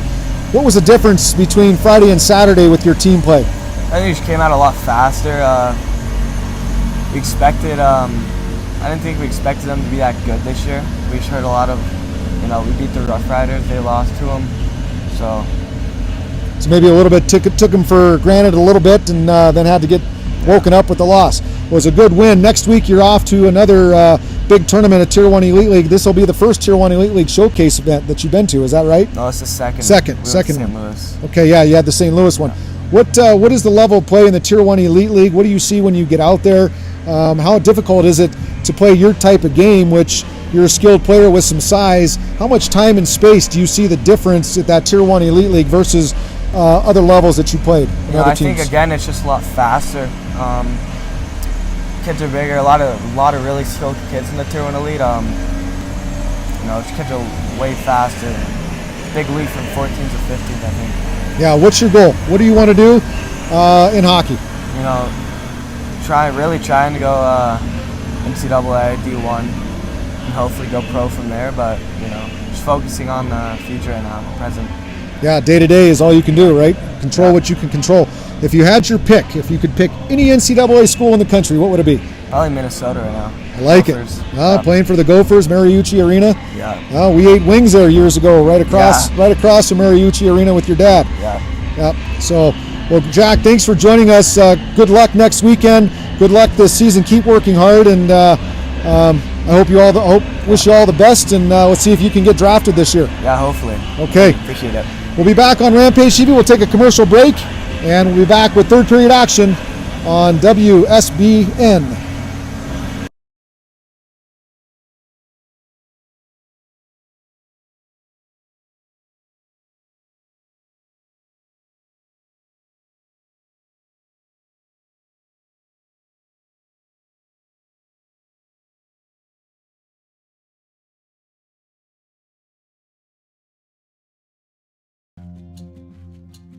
At Collins Hotel, we have you and your family's comfort in mind. Relax in one of our 16 suites featuring king or queen size beds and 36-inch TVs. Suites also include a mini fridge and other kitchen appliances to make your stay as comfortable as possible. During your stay in Pilot Mound, visit Weiser's Restaurant, our attached family-friendly restaurant and bar. It is the perfect location to host group meals, dine with the family, or unwind after a hockey game. Come in and meet our friendly staff offering daily specials on food and drinks, Wing Night Wednesdays, Buffet Fridays, and multiple TVs to watch the game. Wiser's is the place to be. Collins Hotel and Wiser's Restaurant and Bar, located across the street from Blackjack Stewart Arena off Highway 3 in Pilot Mound.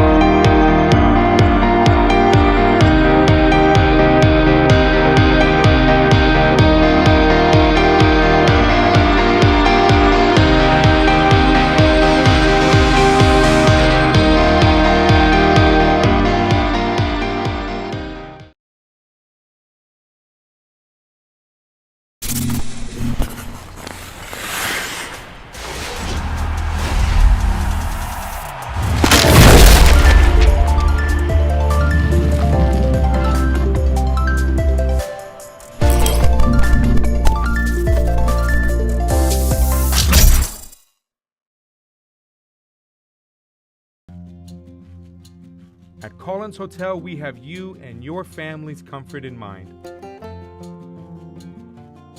Relax in one of our 16 suites featuring king or queen size beds and 36-inch TVs. Suites also include a mini fridge and other kitchen appliances to make your stay as comfortable as possible. During your stay in Pilot Mound, visit Wiser's Restaurant, our attached family-friendly restaurant and bar.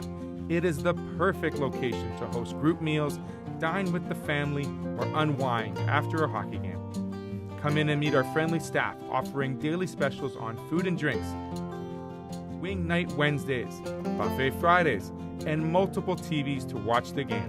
Wiser's is the place to be.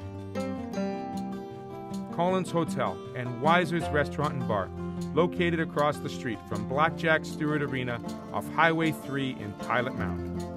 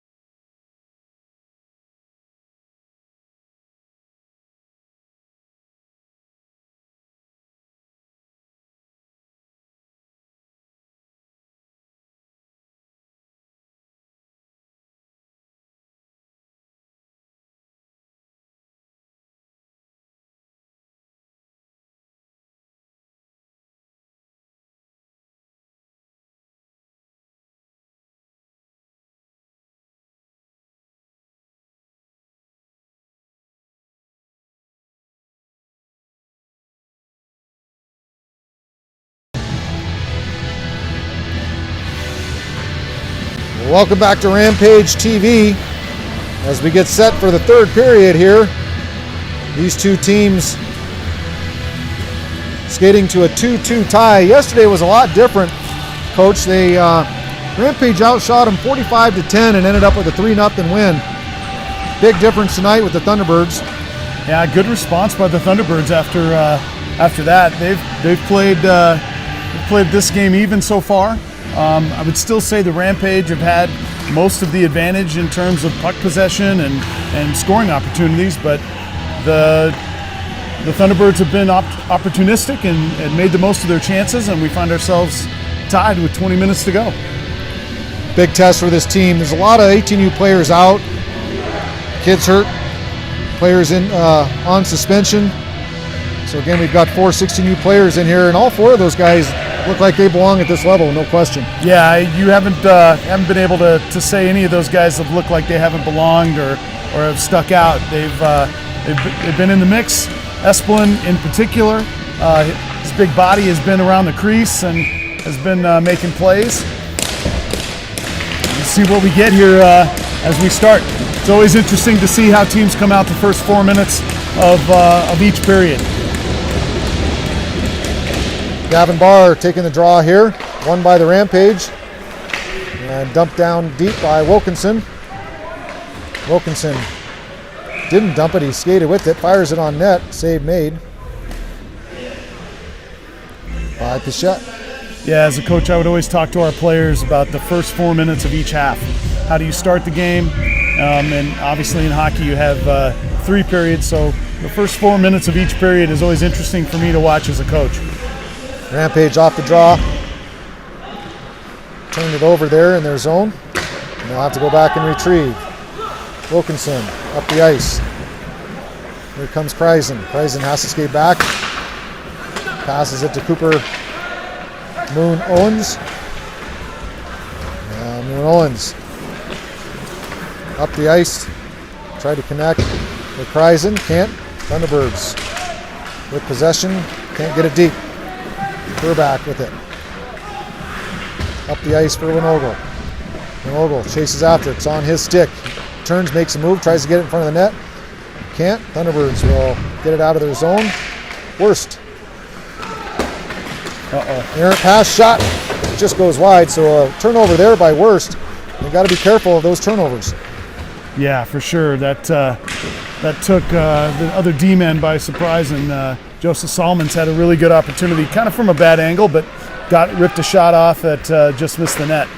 Winogle tries a shot, tipped by Esplin, doesn't get through. Thunderbirds grab it and skate it up the ice. Dumps it down deep. Peck tries to play it, he'll stop it behind the net. Nice job by Peck to play the puck. Shoots it up and out of the zone. Peck showing his ability to move the puck as a goaltender. That's a skill that needs to be mastered by goalies. The ability to use your stick for offense, and coaches at the next level certainly look at that for goaltenders. Yeah, you can see that as most of the hockey I get to see is NHL, and you can really see at that level those netminders that are able to come out, play the puck, set up their offense, and make nice passes. They can really be an asset to not only the defense but also the offense. Levian on the draw, loses it. Thunderbirds with possession. D-to-D pass in the neutral zone. Tried to cross ice play, picked off, and dumped down deep by Levian. Rampage will chase. Thunderbirds pick it off, and we're able to clear the zone. Good breakout by the Thunderbirds. Here they come. Good stick there by the forward. That's Kinseth, 16U player playing up. Yeah, good play by Kinseth there. Got stuck back playing defense and made a great play. Looked like a natural defenseman on that. Yeah, he did. Worst with it, throws it up. Blocked by the Thunderbirds. In front, in the slot, shot, goal. So another forecheck play, and Schaefer in the slot.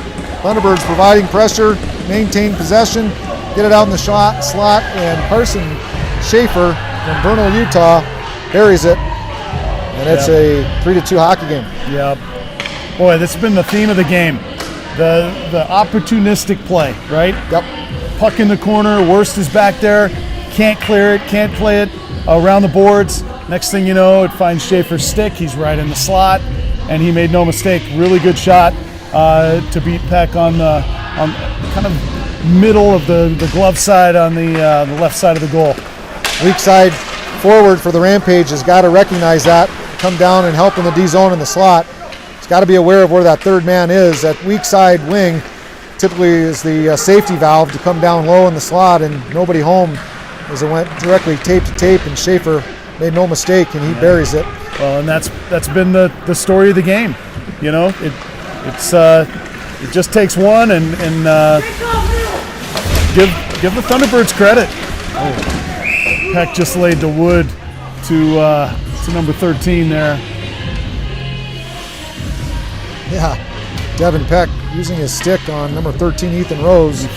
Rose was in the crease, and Devin Peck told him to get out of my crease. Told him to get out. Yeah, didn't do it very politely either. That was and the net got knocked off its moorings. But we were saying you got to give the Thunderbirds credit. You know, they got thoroughly outshot yesterday and pretty much dominated, and they've come back today with a different kind of mentality, and that's impressive to see. Shot on Peck, off the post, rebound is blocked. That's a great block by Winogle. Winogle sprawling out on the ice to stop what would have been a goal. Net was wide open as Peck was down. So another good chance by the Thunderbirds. Burback with it. Burback shot, just goes wide. Looked like Bichette just got a piece of it with his stick. Battle on the blue line there in front of the T-Birds bench. Pass across to Waugh. Waugh with it. Uses his body. Nice shot. Just goes wide. Did a nice job protecting the puck. Tried to shuffle one on net. It just goes over. Good job by Waugh to control that and keep one hand on the stick as he got by to get that shot off. We're back with it now. Made a nice defensive play. Gets it out to Mulfeld. Mulfeld. Errant pass turned over in the neutral zone. Here comes the Thunderbirds. They'll dump it down deep. Burback will have to chase it. He'll get help from his partner Wilkinson. Wilkinson moves with to Carter. Carter back up top. Thunderbirds at the point. Back over to Carter on the half wall. Carter is going to walk to the shot. Just goes wide. Thrown back in front. Knocked down. Shot. Peck makes the save and he'll cover it. As Thomas Forgrave from Thornton, Colorado, ends up getting the shot that Peck is able to cover. Rampage on their heels a little bit. Yeah, for sure. Thunderbirds now have really started to assert themselves, and impressive push by them right now. We'll see if the Rampage can respond. That last chance there created by the turnover in the neutral zone by the Rampage. Got to be able to control those errant passes. And here comes the Thunderbirds again. Pass wide. Good play there by Worst. Puck out of the zone. Esplin pressures, and here comes Levian. Radek throws it deep. Esplin. Levian down low, providing the pressure. Radek will come to the bench for a change. And Colin Kreisen on the ice. Worst. Takes a check there and gets knocked to the ice and pinned. Worst will push it with his hand there, and Fish tries to get out of the zone. Kreisen just a little bit too high there. Defenseman had position and kept it in. Here comes Kreisen now. Kreisen tries to hit Fish. Fish off the wall is going to have to stop. He'll throw it up to Esplin. Esplin battles at the red line there against the boards. Referees tell him to move it, and they do. Here comes the Rampage now. D to D pass. Chipped up, but not into the zone. Thunderbirds with it. They'll dump it deep. Cross ice dump. Off the boards comes a McLaughlin. Hurst turns it over. Here's another shot. And Peck with the save. Gwynn had it. He had Schaefer screaming for it. Schaefer was wide open, and Gwynn just couldn't get it to him. Instead, he pushes it to the net. Peck makes the save. Yeah, Wynn took it right off of Worst's stick there behind the goal. Came out, tried to jam it in on the short side on Peck. Peck kept his pad down and then was able to glove it. But you're right, Schaefer wanted it. right in the slot, and Wynn couldn't get it to him. Wonder if fatigue becomes a bit of a factor here. Thunderbirds playing a big physical game. Another hit there. With a shortened roster and 4 players that just played a full game 2 hours ago, an hour ago. We'll see if fatigue becomes a factor here. Yeah, it's a good point, Sean. You know, I was thinking too, you know, we've talked so much about discipline, and you wonder if Rampage just mentally, right? Coming off a game where you dominated, you won, you know, you controlled things. And in this game, you've been in control most of the time. But really, this period's been Thunderbird period. They've forced the issue. They've gotten a goal that's put them in the lead, and it'll be a challenge mentally for the Rampage to keep their focus and stay patient, and at the same time work hard to get the equalizer. Liam Waugh with a shot there. Doesn't get through, and Thunderbirds back the other way. Good check there. And here comes Winogle. And turned over in the neutral zone. Burbach steps up. Good play by him. Wilkerson behind the net. Battles there with Lauer. Here comes Waugh. Waugh skating out of it with his... Takes a stick there. Gets knocked down.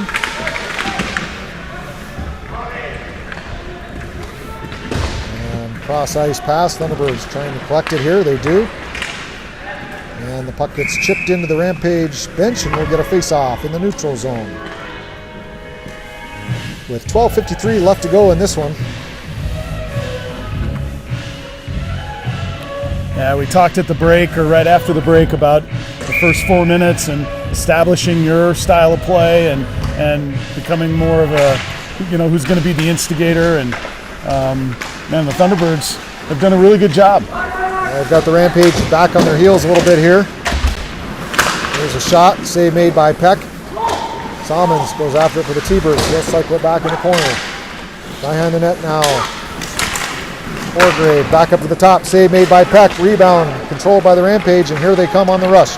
Here comes Fish, cross the blue line, tries the cross ice pass, picked off by the Thunderbirds. Back on the stick of the Thunderbird, or the Rampage player. That was a shot there by 22, Brandon Stedaher. Doesn't get through, and here comes the Thunderbirds again. Off the half wall, throws it on Peck. He'll hold on, and Fish will take it off of his stick. And here comes Wurst. Nice pass over to Kreisen. Kreisen, great cross ice pass to number 28. That was to 28, Kreisen. Kreisen got the pass off of that. Barr now, up to the point. Shot. Doesn't quite get through. Thunderbirds trying to get out of their zone here. They chip it out into the neutral zone. And that'll be thrown into the T-Birds bench. We'll get another face-off in the neutral zone with 11:36 left to go. Connor McLaughlin got that on his stick up by the blue line. Just kind of on edge. Puck wasn't settled for him. He tried to shoot it anyway, and it was kind of a waffler that kind of went harmlessly by the goal there. I think if he could have settled that down, he would have had a chance. There was some traffic in front of Goodrich. Kreisen wins the draw. Rampage turn it over in their offense zone. Here's another opportunity. Shot, and it goes wide. Rockenbach sprawled out to try to block it, and the puck just squirts wide. So another bad turnover in their defensive zone, and the Thunderbirds maintain possession here.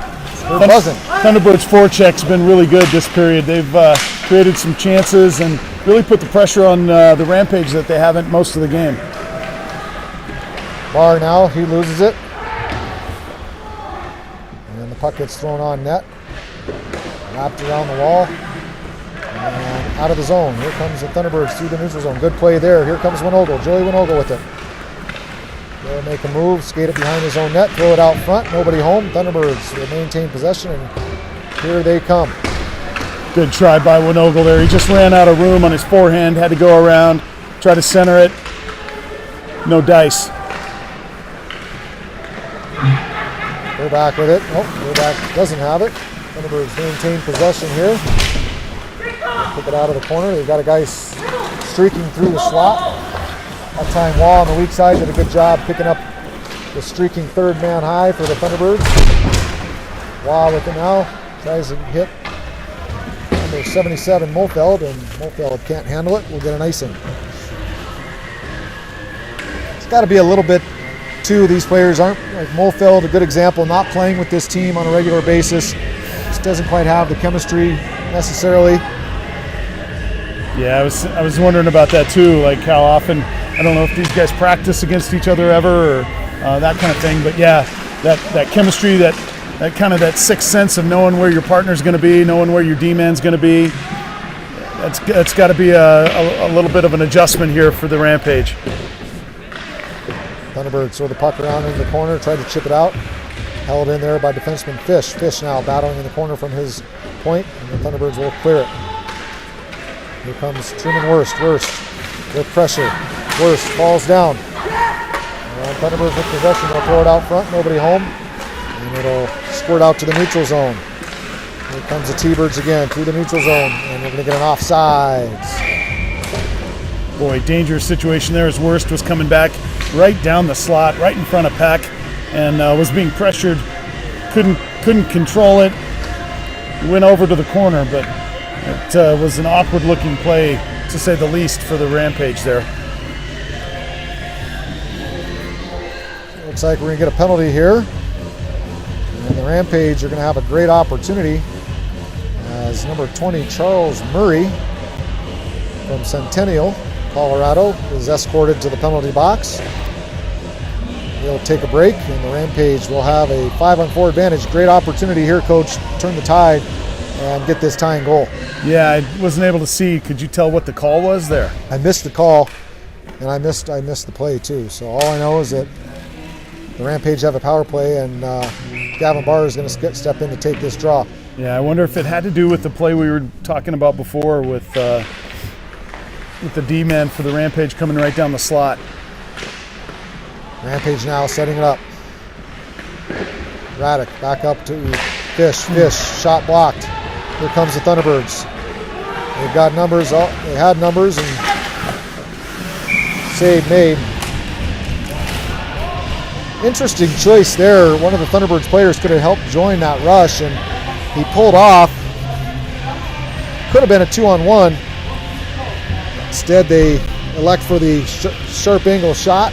Peck makes the save. Minute 43 left on this power play with 9:15 left to go in the third period. Face off to the left of Peck. Yeah, no surprise right there for the Thunderbirds. That was Codir again, coming down right in front of us, letting one go, and Peck did a good job making the save.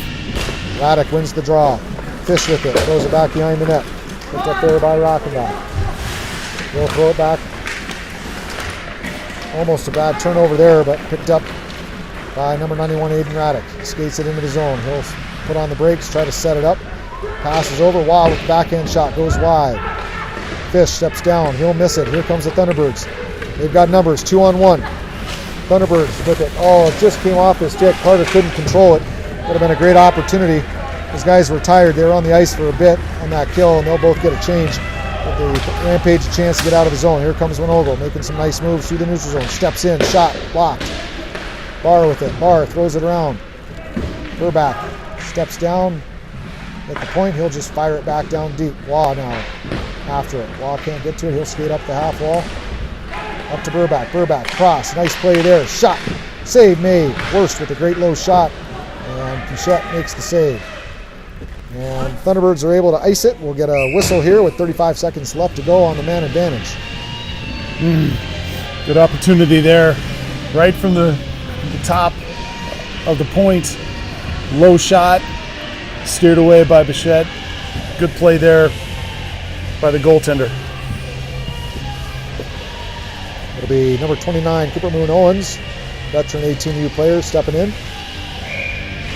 Important face-off here for the Rampage. If they can get this, get set up, they still got enough time in this penalty. 35 seconds here to get a goal. They do win the draw, going back down deep. They'll have to hurry to get after it. Perry throws it around the tries. Oh, here comes Winogle. And thrown back deep by Wurst. Winogle skates after it, comes up to the point to Wurst. Wurst throws it across. Burback with it. Burback throws it on net. Tip in front. Save made by the goaltender. puck squirts free, but we get a whistle as Bichette makes the save on Burback. He did a great job pulling that puck to the middle of the ice to find the shooting lane, got it on net with traffic, and Bichette's there to stand tall. Made the first save. I think he got a rebound off of that. And it's still 3-2 Thunderbirds with 7:49 left to play, 15 seconds in this power play. So right now they win this draw, and you're right, Coach, they may have one more shot right here. Yeah, Thunderbirds bench erupted on that series of saves there. They knew what a big deal that was, and what a good play that was by Bichette. Superman Owens to take the draw. And he loses it. Thunderbirds will rip it around and out of the zone, and that'll do it for the power play. Nope, we'll get an icing. So 5 seconds left to go. So if you're the Rampage, you may want to draw up a face-off play here, or use a face-off play that'll take advantage of the man advantage.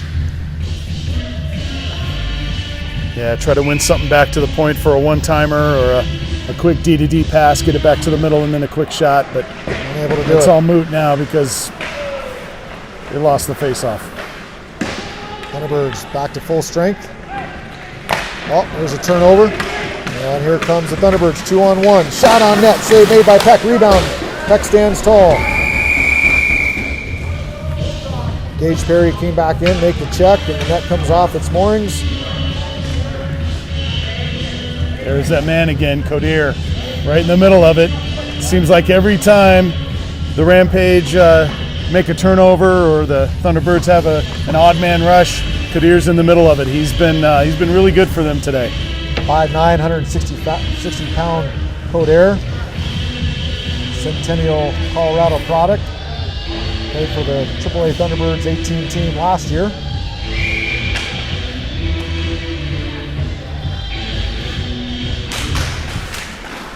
He's got 1 goal and 2 assists on the season and 9 games played. Back to the action. Rampage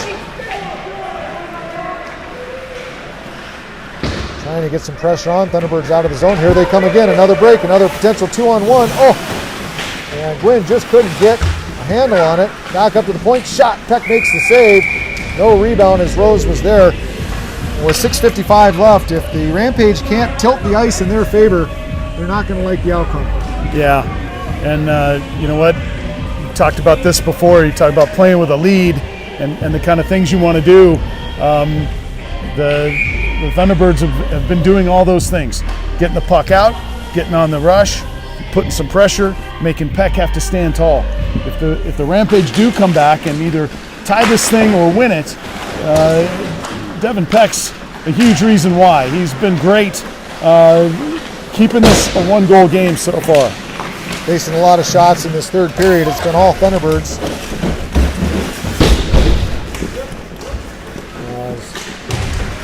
Burback battles back behind the net. Gage Perry in the corner with him. Puck still loose. Referees yelling to play it. And the Thunderbirds will skate out of the corner with it. Back behind the net. Carter throws it in front. And Raddick there tries to clear it. Can't get it out of the zone. Wilkinson off the boards and out of the zone. Thunderbirds will retrieve. And here comes Thunderbirds cross ice dump. Wilkinson will chase after it. He's checked. Get some help. Burback will step in and clean up the loose change. Fired around his zone. Kept in by the Thunderbirds. Just squirts out in the neutral zone, and Burback turns. D-to-D pass. And a good cross ice play there. Can't quite connect. No icing though, as the Rampage will chase after it in their offensive zone. Cleared out by the Thunderbirds. Not completely out, kept in there by Barr. And now it's chipped out, tipped, and no icing.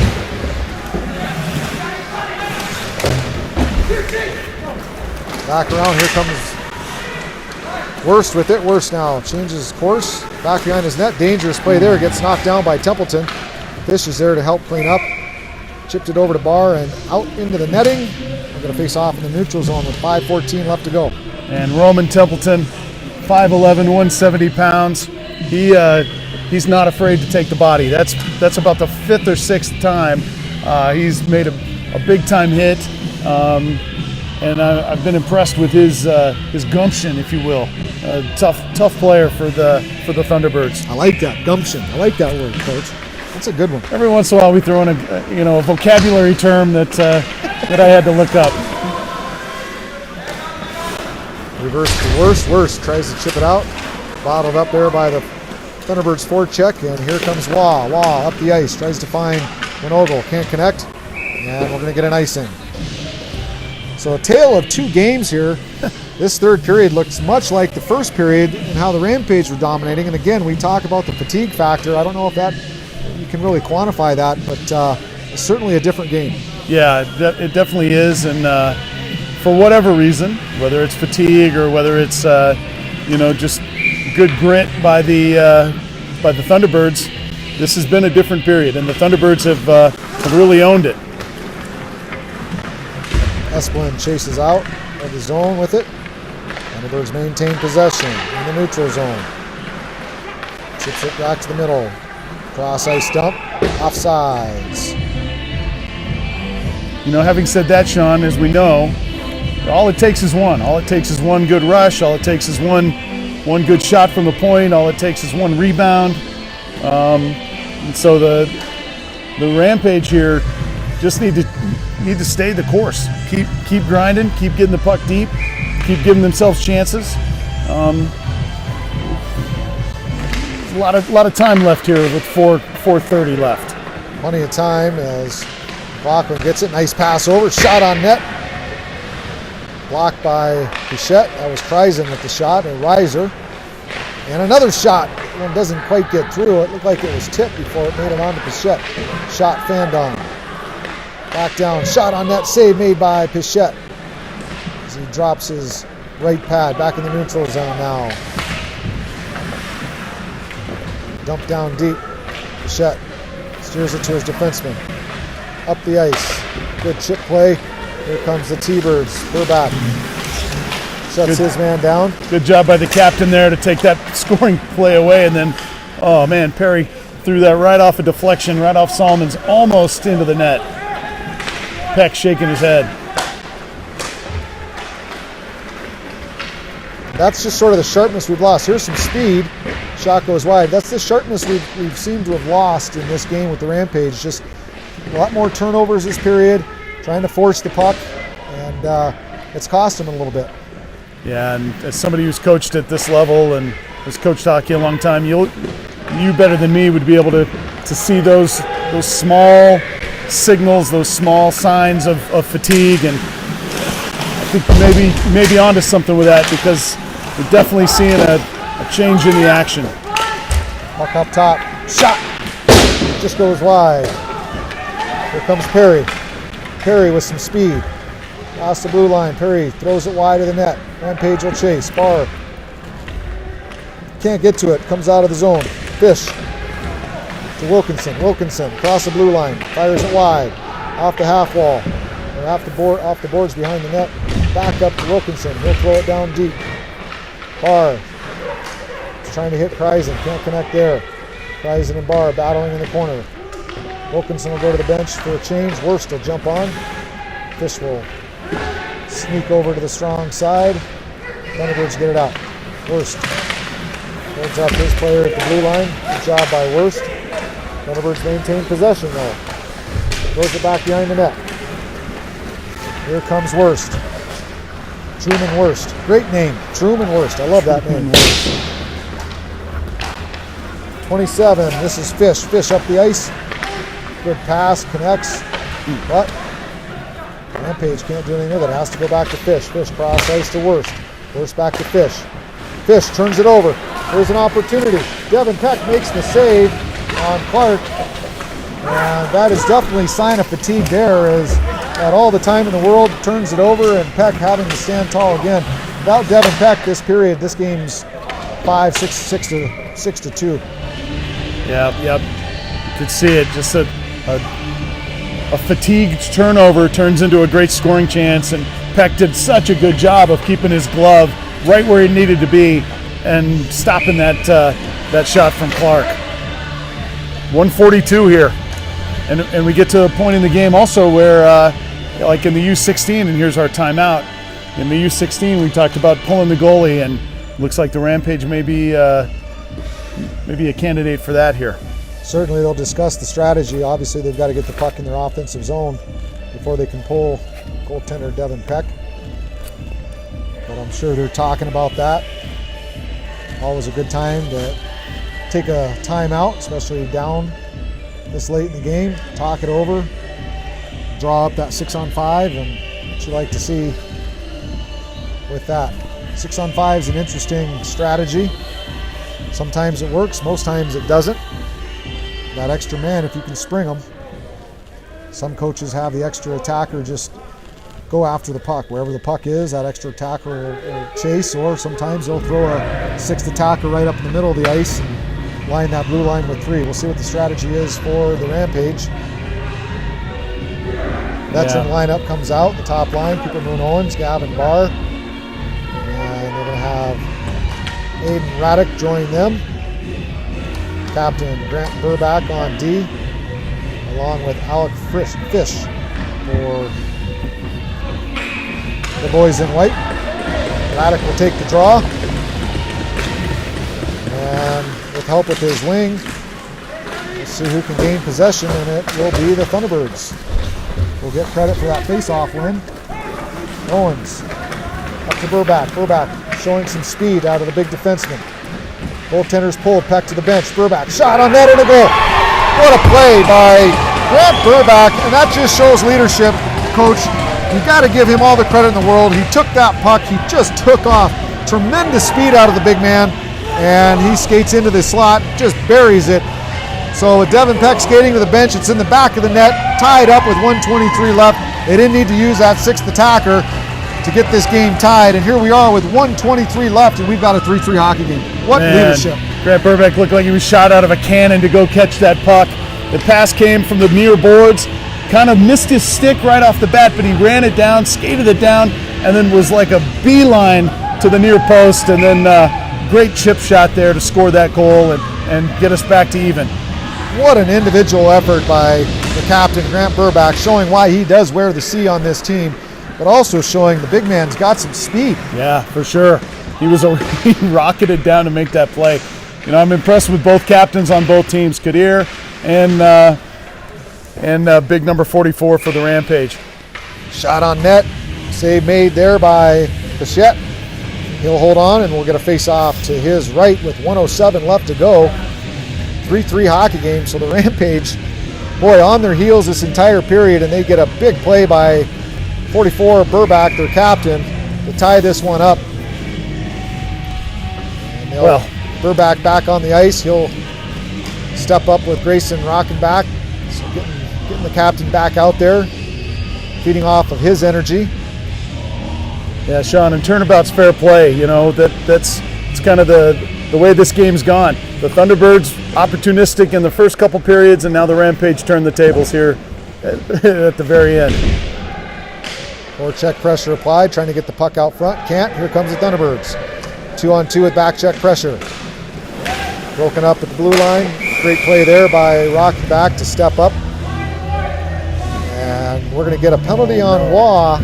So 51 seconds left, and Waugh just takes an undisciplined cross-check penalty. Can't take that with this time left in the game. Oh my gosh. Yeah, and I don't even know, it didn't even seem like it was near the puck. It seemed like it was way behind the play, and not sure what Waugh was thinking there. He's played such a good game, and he's been so disciplined. We mentioned it earlier about taking hard hits on the boards, getting slashed before a draw earlier in the game, and this is going to be an interesting finish here with 51 seconds. The Rampage, who just got the equalizer, are now going to have to kill this off. Thunderbirds take a timeout here to talk it over, draw up a play. They'll be looking to probably draw a nice face-off play up. The key here is possession. They can gain possession and set this up. They've got 51 seconds left to finish this off, and that'll be a tough pill to swallow if you're Liam Waugh. As you say, he's played such a great game, and to have an undisciplined penalty late like that, a cross-checking penalty away from the play, just unnecessary. And the Rampage are going to have to fight for their lives here to gain the tie. Yeah. Crucial points on the line here. Well, and unlike at higher levels, you can't just ice it and kill some time. you're gonna have to work the puck out and be disciplined that way as well. Barr loses the draw. Lauer back up top. And, almost lost at the blue line, but Thunderbirds maintain possession from the corner. Throws it out front. Peck is there. Back up top to the point it comes. Back across. Carter with it. Carter throws it down to the middle of the ice. Picked up there by Laughlin. He is tripped up. Actually, I was rocking back. He was tripped up there, no call. And he was looking for a call, wasn't going to get it. Thunderbirds, errant pass by Carter. He's going to throw it all the way down the ice. No icing because it was the Thunderbirds that made an errant pass. 20 seconds left to go in this game. We'll see if the Rampage can hang on. One more rush here by the Thunderbirds. Great job there by Aiden Raddick. And we're going to get a penalty on the Thunderbirds. So great job by Aiden Raddick. Another veteran player made a good veteran play. And the Thunderbirds are going to squander the opportunity of a 5-on-4 advantage. The face-off will be outside the zone with 9 seconds left. And it looks like the Thunderbirds are going to or the Rampage are going to dodge a bullet here with 9.4 seconds left to go in this one. Two really good individual efforts there. Rockenbach on the play before, reading that cross-ice pass, stealing it. Probably should have earned a tripping call, didn't. But then Raddick did a great job there. Sent back in offsides, but Raddick made a really good individual play to draw that penalty and negate the power play for the Thunderbirds. 6 seconds left to go. That all but does it here. Unless something crazy happens. Peck will cover it. And 0.2 seconds left. Won't be enough time to get a shot off the face-off, so this one not officially, but basically in the books. Yeah.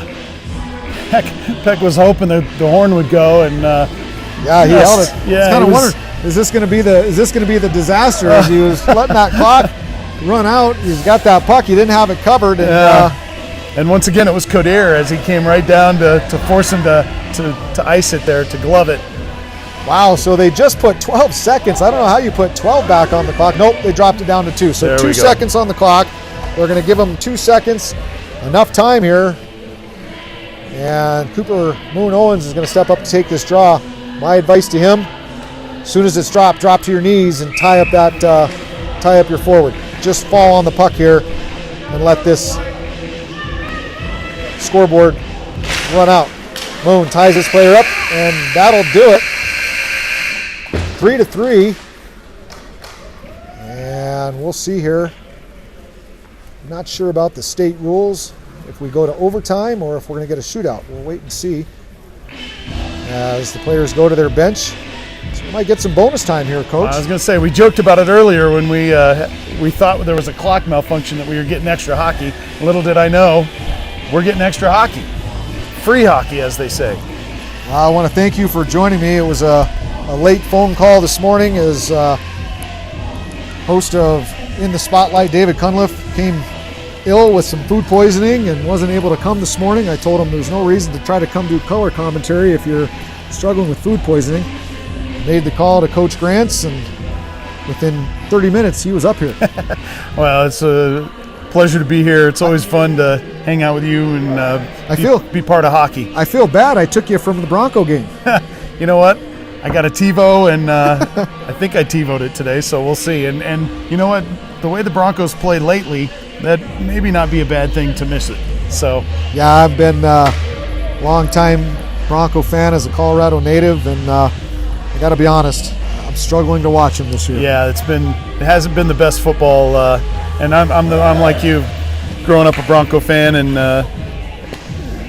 we've seen better days, but you never know. It's why we love sports, right? It's always a story. It's always interesting to see teams develop from where they are to where they end up, and that's part of why watching these guys has been fun too. It looks like 3-on-3 hocky. Here we go. Overtime. Okay. 5 minutes, and we get. What do you know? A lot of room on the ice. Holy cow! This is fun.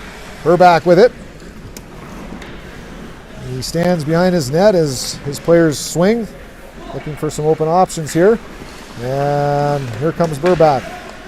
Wasting some time. He's got to get some momentum here as his players are swinging. Here comes Radek now with some speed. Radek picks it off Burbach's stick, and Radek into the zone. Here comes Radek. He's got some room. Fans on the shot. Thunderbirds with it. Here comes the Thunderbirds. Lots of ice, lots of room. Barr and Burbach are back. Good power move there. Can't quite get it to the net. Clark skates it all the way around, throws it back out in the neutral zone. Carter with it now. Carter will skate back behind his net. So kind of feeling each other out here. And here comes the Thunderbirds. Carter passes it off and goes for a change. And here comes the T-Bird shot save made by Peck, and he'll hold it. Murray with an off-angle shot there. And Devin Peck standing tall to cover it. And we'll get a face-off to his left. 3:49 left to go. Wow, Murray found a hole in the defense there. I didn't think that would be even close to getting onto Devin Peck. But sure enough, hit him right in the chest. So the Rampage, we didn't mention this, but the Rampage actually on the power play here with 4 guys on the ice. Yeah. 30 seconds left to go on that man advantage. So they'll set up here, and we'll see what they can do. Moon Owens, shot's blocked. He'll have to retrieve it. Skates it across up top, throws it back down low. Worse now with it. 10 seconds left to go on this power play. Cooper Moon Owens with it. So the Thunderbirds will be able to bring 4 guys onto the ice. Oh, there's a potential, had an opportunity for a breakaway. And that'll do it. We're now 4-on-4 action until the next whistle, and then we'll go back to 3-on-3. All right, here we go. Here comes Cooper Owens now, across the blue line.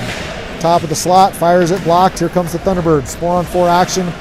Again, until we get a whistle. There's a trip, no call there. Rockenbach loses the puck. And we're going to get a slash on Rockenbach.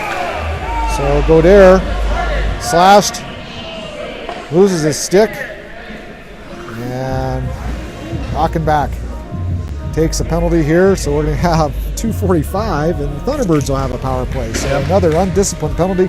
Didn't need to use that extra play there with his stick. He actually is getting the slash there. So another bit of an undisciplined, possibly a fatigue penalty. And the referee skates over to the bench, lets the coaches know he doesn't like calling that. But he chopped the stick out of his hand. What do you do? I was going to say no choice, and to no one's surprise, it's Josh Kader again making things difficult and coming up with that, drawing that penalty, forcing the issue. Like you said, really no need for that. It was 1-on-2, but Kader had the puck, and next thing you knew, he didn't have his stick anymore because of the slash. So Thunderbirds with the opportunity, 4-on-3 left to go here, or 2:45 left to go, 4-on-3 power play. Rampage will maintain possession. Burbach kills some time, and he'll take off up the ice. Chase there. Burbach does a great job skating it all the way into the zone. Once again, looks like a power forward there instead of a defenseman. He'll throw it all the way back down to Barr, kill some more time on this 4-on-3 man advantage. Oh, a bad turnover by Barr, about cost him, but he's able to regroup with some help with Worst. I'm kind of surprised the Thunderbirds aren't providing more pressure here on the forecheck. They're up a man, and they're allowing the Rampage to just kill a lot of time in their own zone. Yeah, that was almost disaster though. Kader read that. He tried to make a reversal, tried to spin it right in front of Peck, and luckily for the Rampage, Kader couldn't find the puck and get a shot off. And again, the Rampage taking what the Thunderbirds are giving them, which is room. I'm not sure why we're not seeing any pressure here by the Thunderbirds. They've got a man advantage, and they're simply not pressuring the puck. Now they got 2 guys down low, and the Thunderbirds still unable to maintain. There we go, a turnover by Fish, and a great job there by the Rampage, doing a great job maintaining possession here. Yeah, this doesn't feel like a power play for either team. No, it's like a throwaway here for the Thunderbirds. I'm just shocked that they haven't applied more pressure. They maintain possession now. Skates to the slot. Shot blocked by Fish. Bounces up in the air. Forgrave with it. Passes up to the point. Back across now. He's got a shooting lane. Shot on net. Off the post. The post. Peck gets beat, but his goaltender, best friend, makes the save. That shot off of Kreisen. He makes the block. And 1 minute left to go here in the period. That one off the post, inches away of ending it. Man, great effort there. And again, just like that, scoring chance comes out of nothing. Sellers with it on the half wall. Sellers leaves it. Shot on net, through traffic, doesn't get through. Right block by Wilkinson. Shot, Peck with a huge save. Devin Peck comes up big as Sellers was point blank in front of him, and I don't know how he made that save. And he just got his big chest up there and got it with his right shoulder. Shrugged it off. Puck in the corner, skated out by Perry. 26 seconds left to go. Here comes Perry. Back to 4-on-4 hockey.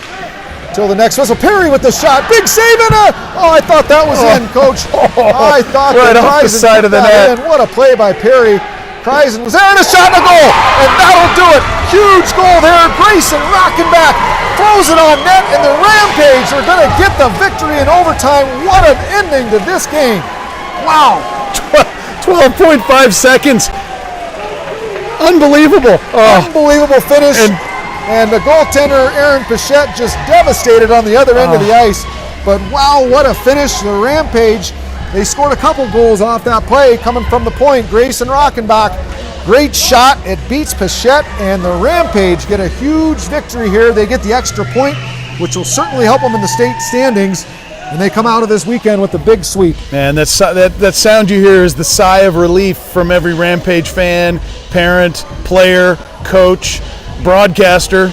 And you know, it's interesting. Perry was out of the game for a long time because of that penalty earlier on, and he ends up having enough jump to push the puck down to create what turned out to be the game-winning goal. Unbelievable ending to this one. We go to overtime. The Rampage tie it up late, and they end up scoring late again. A couple goals under a minute, one in the third period by Grant Burbach to tie it up, and they finish it off with 12 seconds left to go in overtime. Wow, that was fun. That was fun. Just why people love hockey. It's a great example of what makes this game awesome. And what fun it is for me to see this and to know a little bit more about the players now, and just really glad I was invited, really glad I could be here. So thanks a lot, Sean. Appreciate it. Thank you, Jimmy, for being here. It's a pleasure to be working with you, and we'll wish David a speedy recovery. We'll be taking a break as these teams will be off next week to Texas for the Tier 1 Elite League. Then we've got Thanksgiving. We'll be announcing our next broadcast in the coming weeks. We want to thank everybody for joining us. What a great opportunity to broadcast live out of Monument, Colorado. I want to thank Andrew Sherman and the Rampage executive staff for supporting Rampage TV. Allowed us to build a little press box booth up here, and we're off and running. I want to thank ASTV Productions for all their help to make this a reality. We broadcast on the World Sports Broadcasting Network. Nice to have them on board. And I want to thank our staff. Carson Moon Owens just doing an amazing job producing the production, producing this game, and then Aaron Cunliffe on the camera. On behalf of Rampage TV, I'm Sean Hathaway. Thanks for joining us. Stay tuned for the next announcements for next home games, and we'll see you back here on the World Sports Broadcasting Network. Have a great Sunday.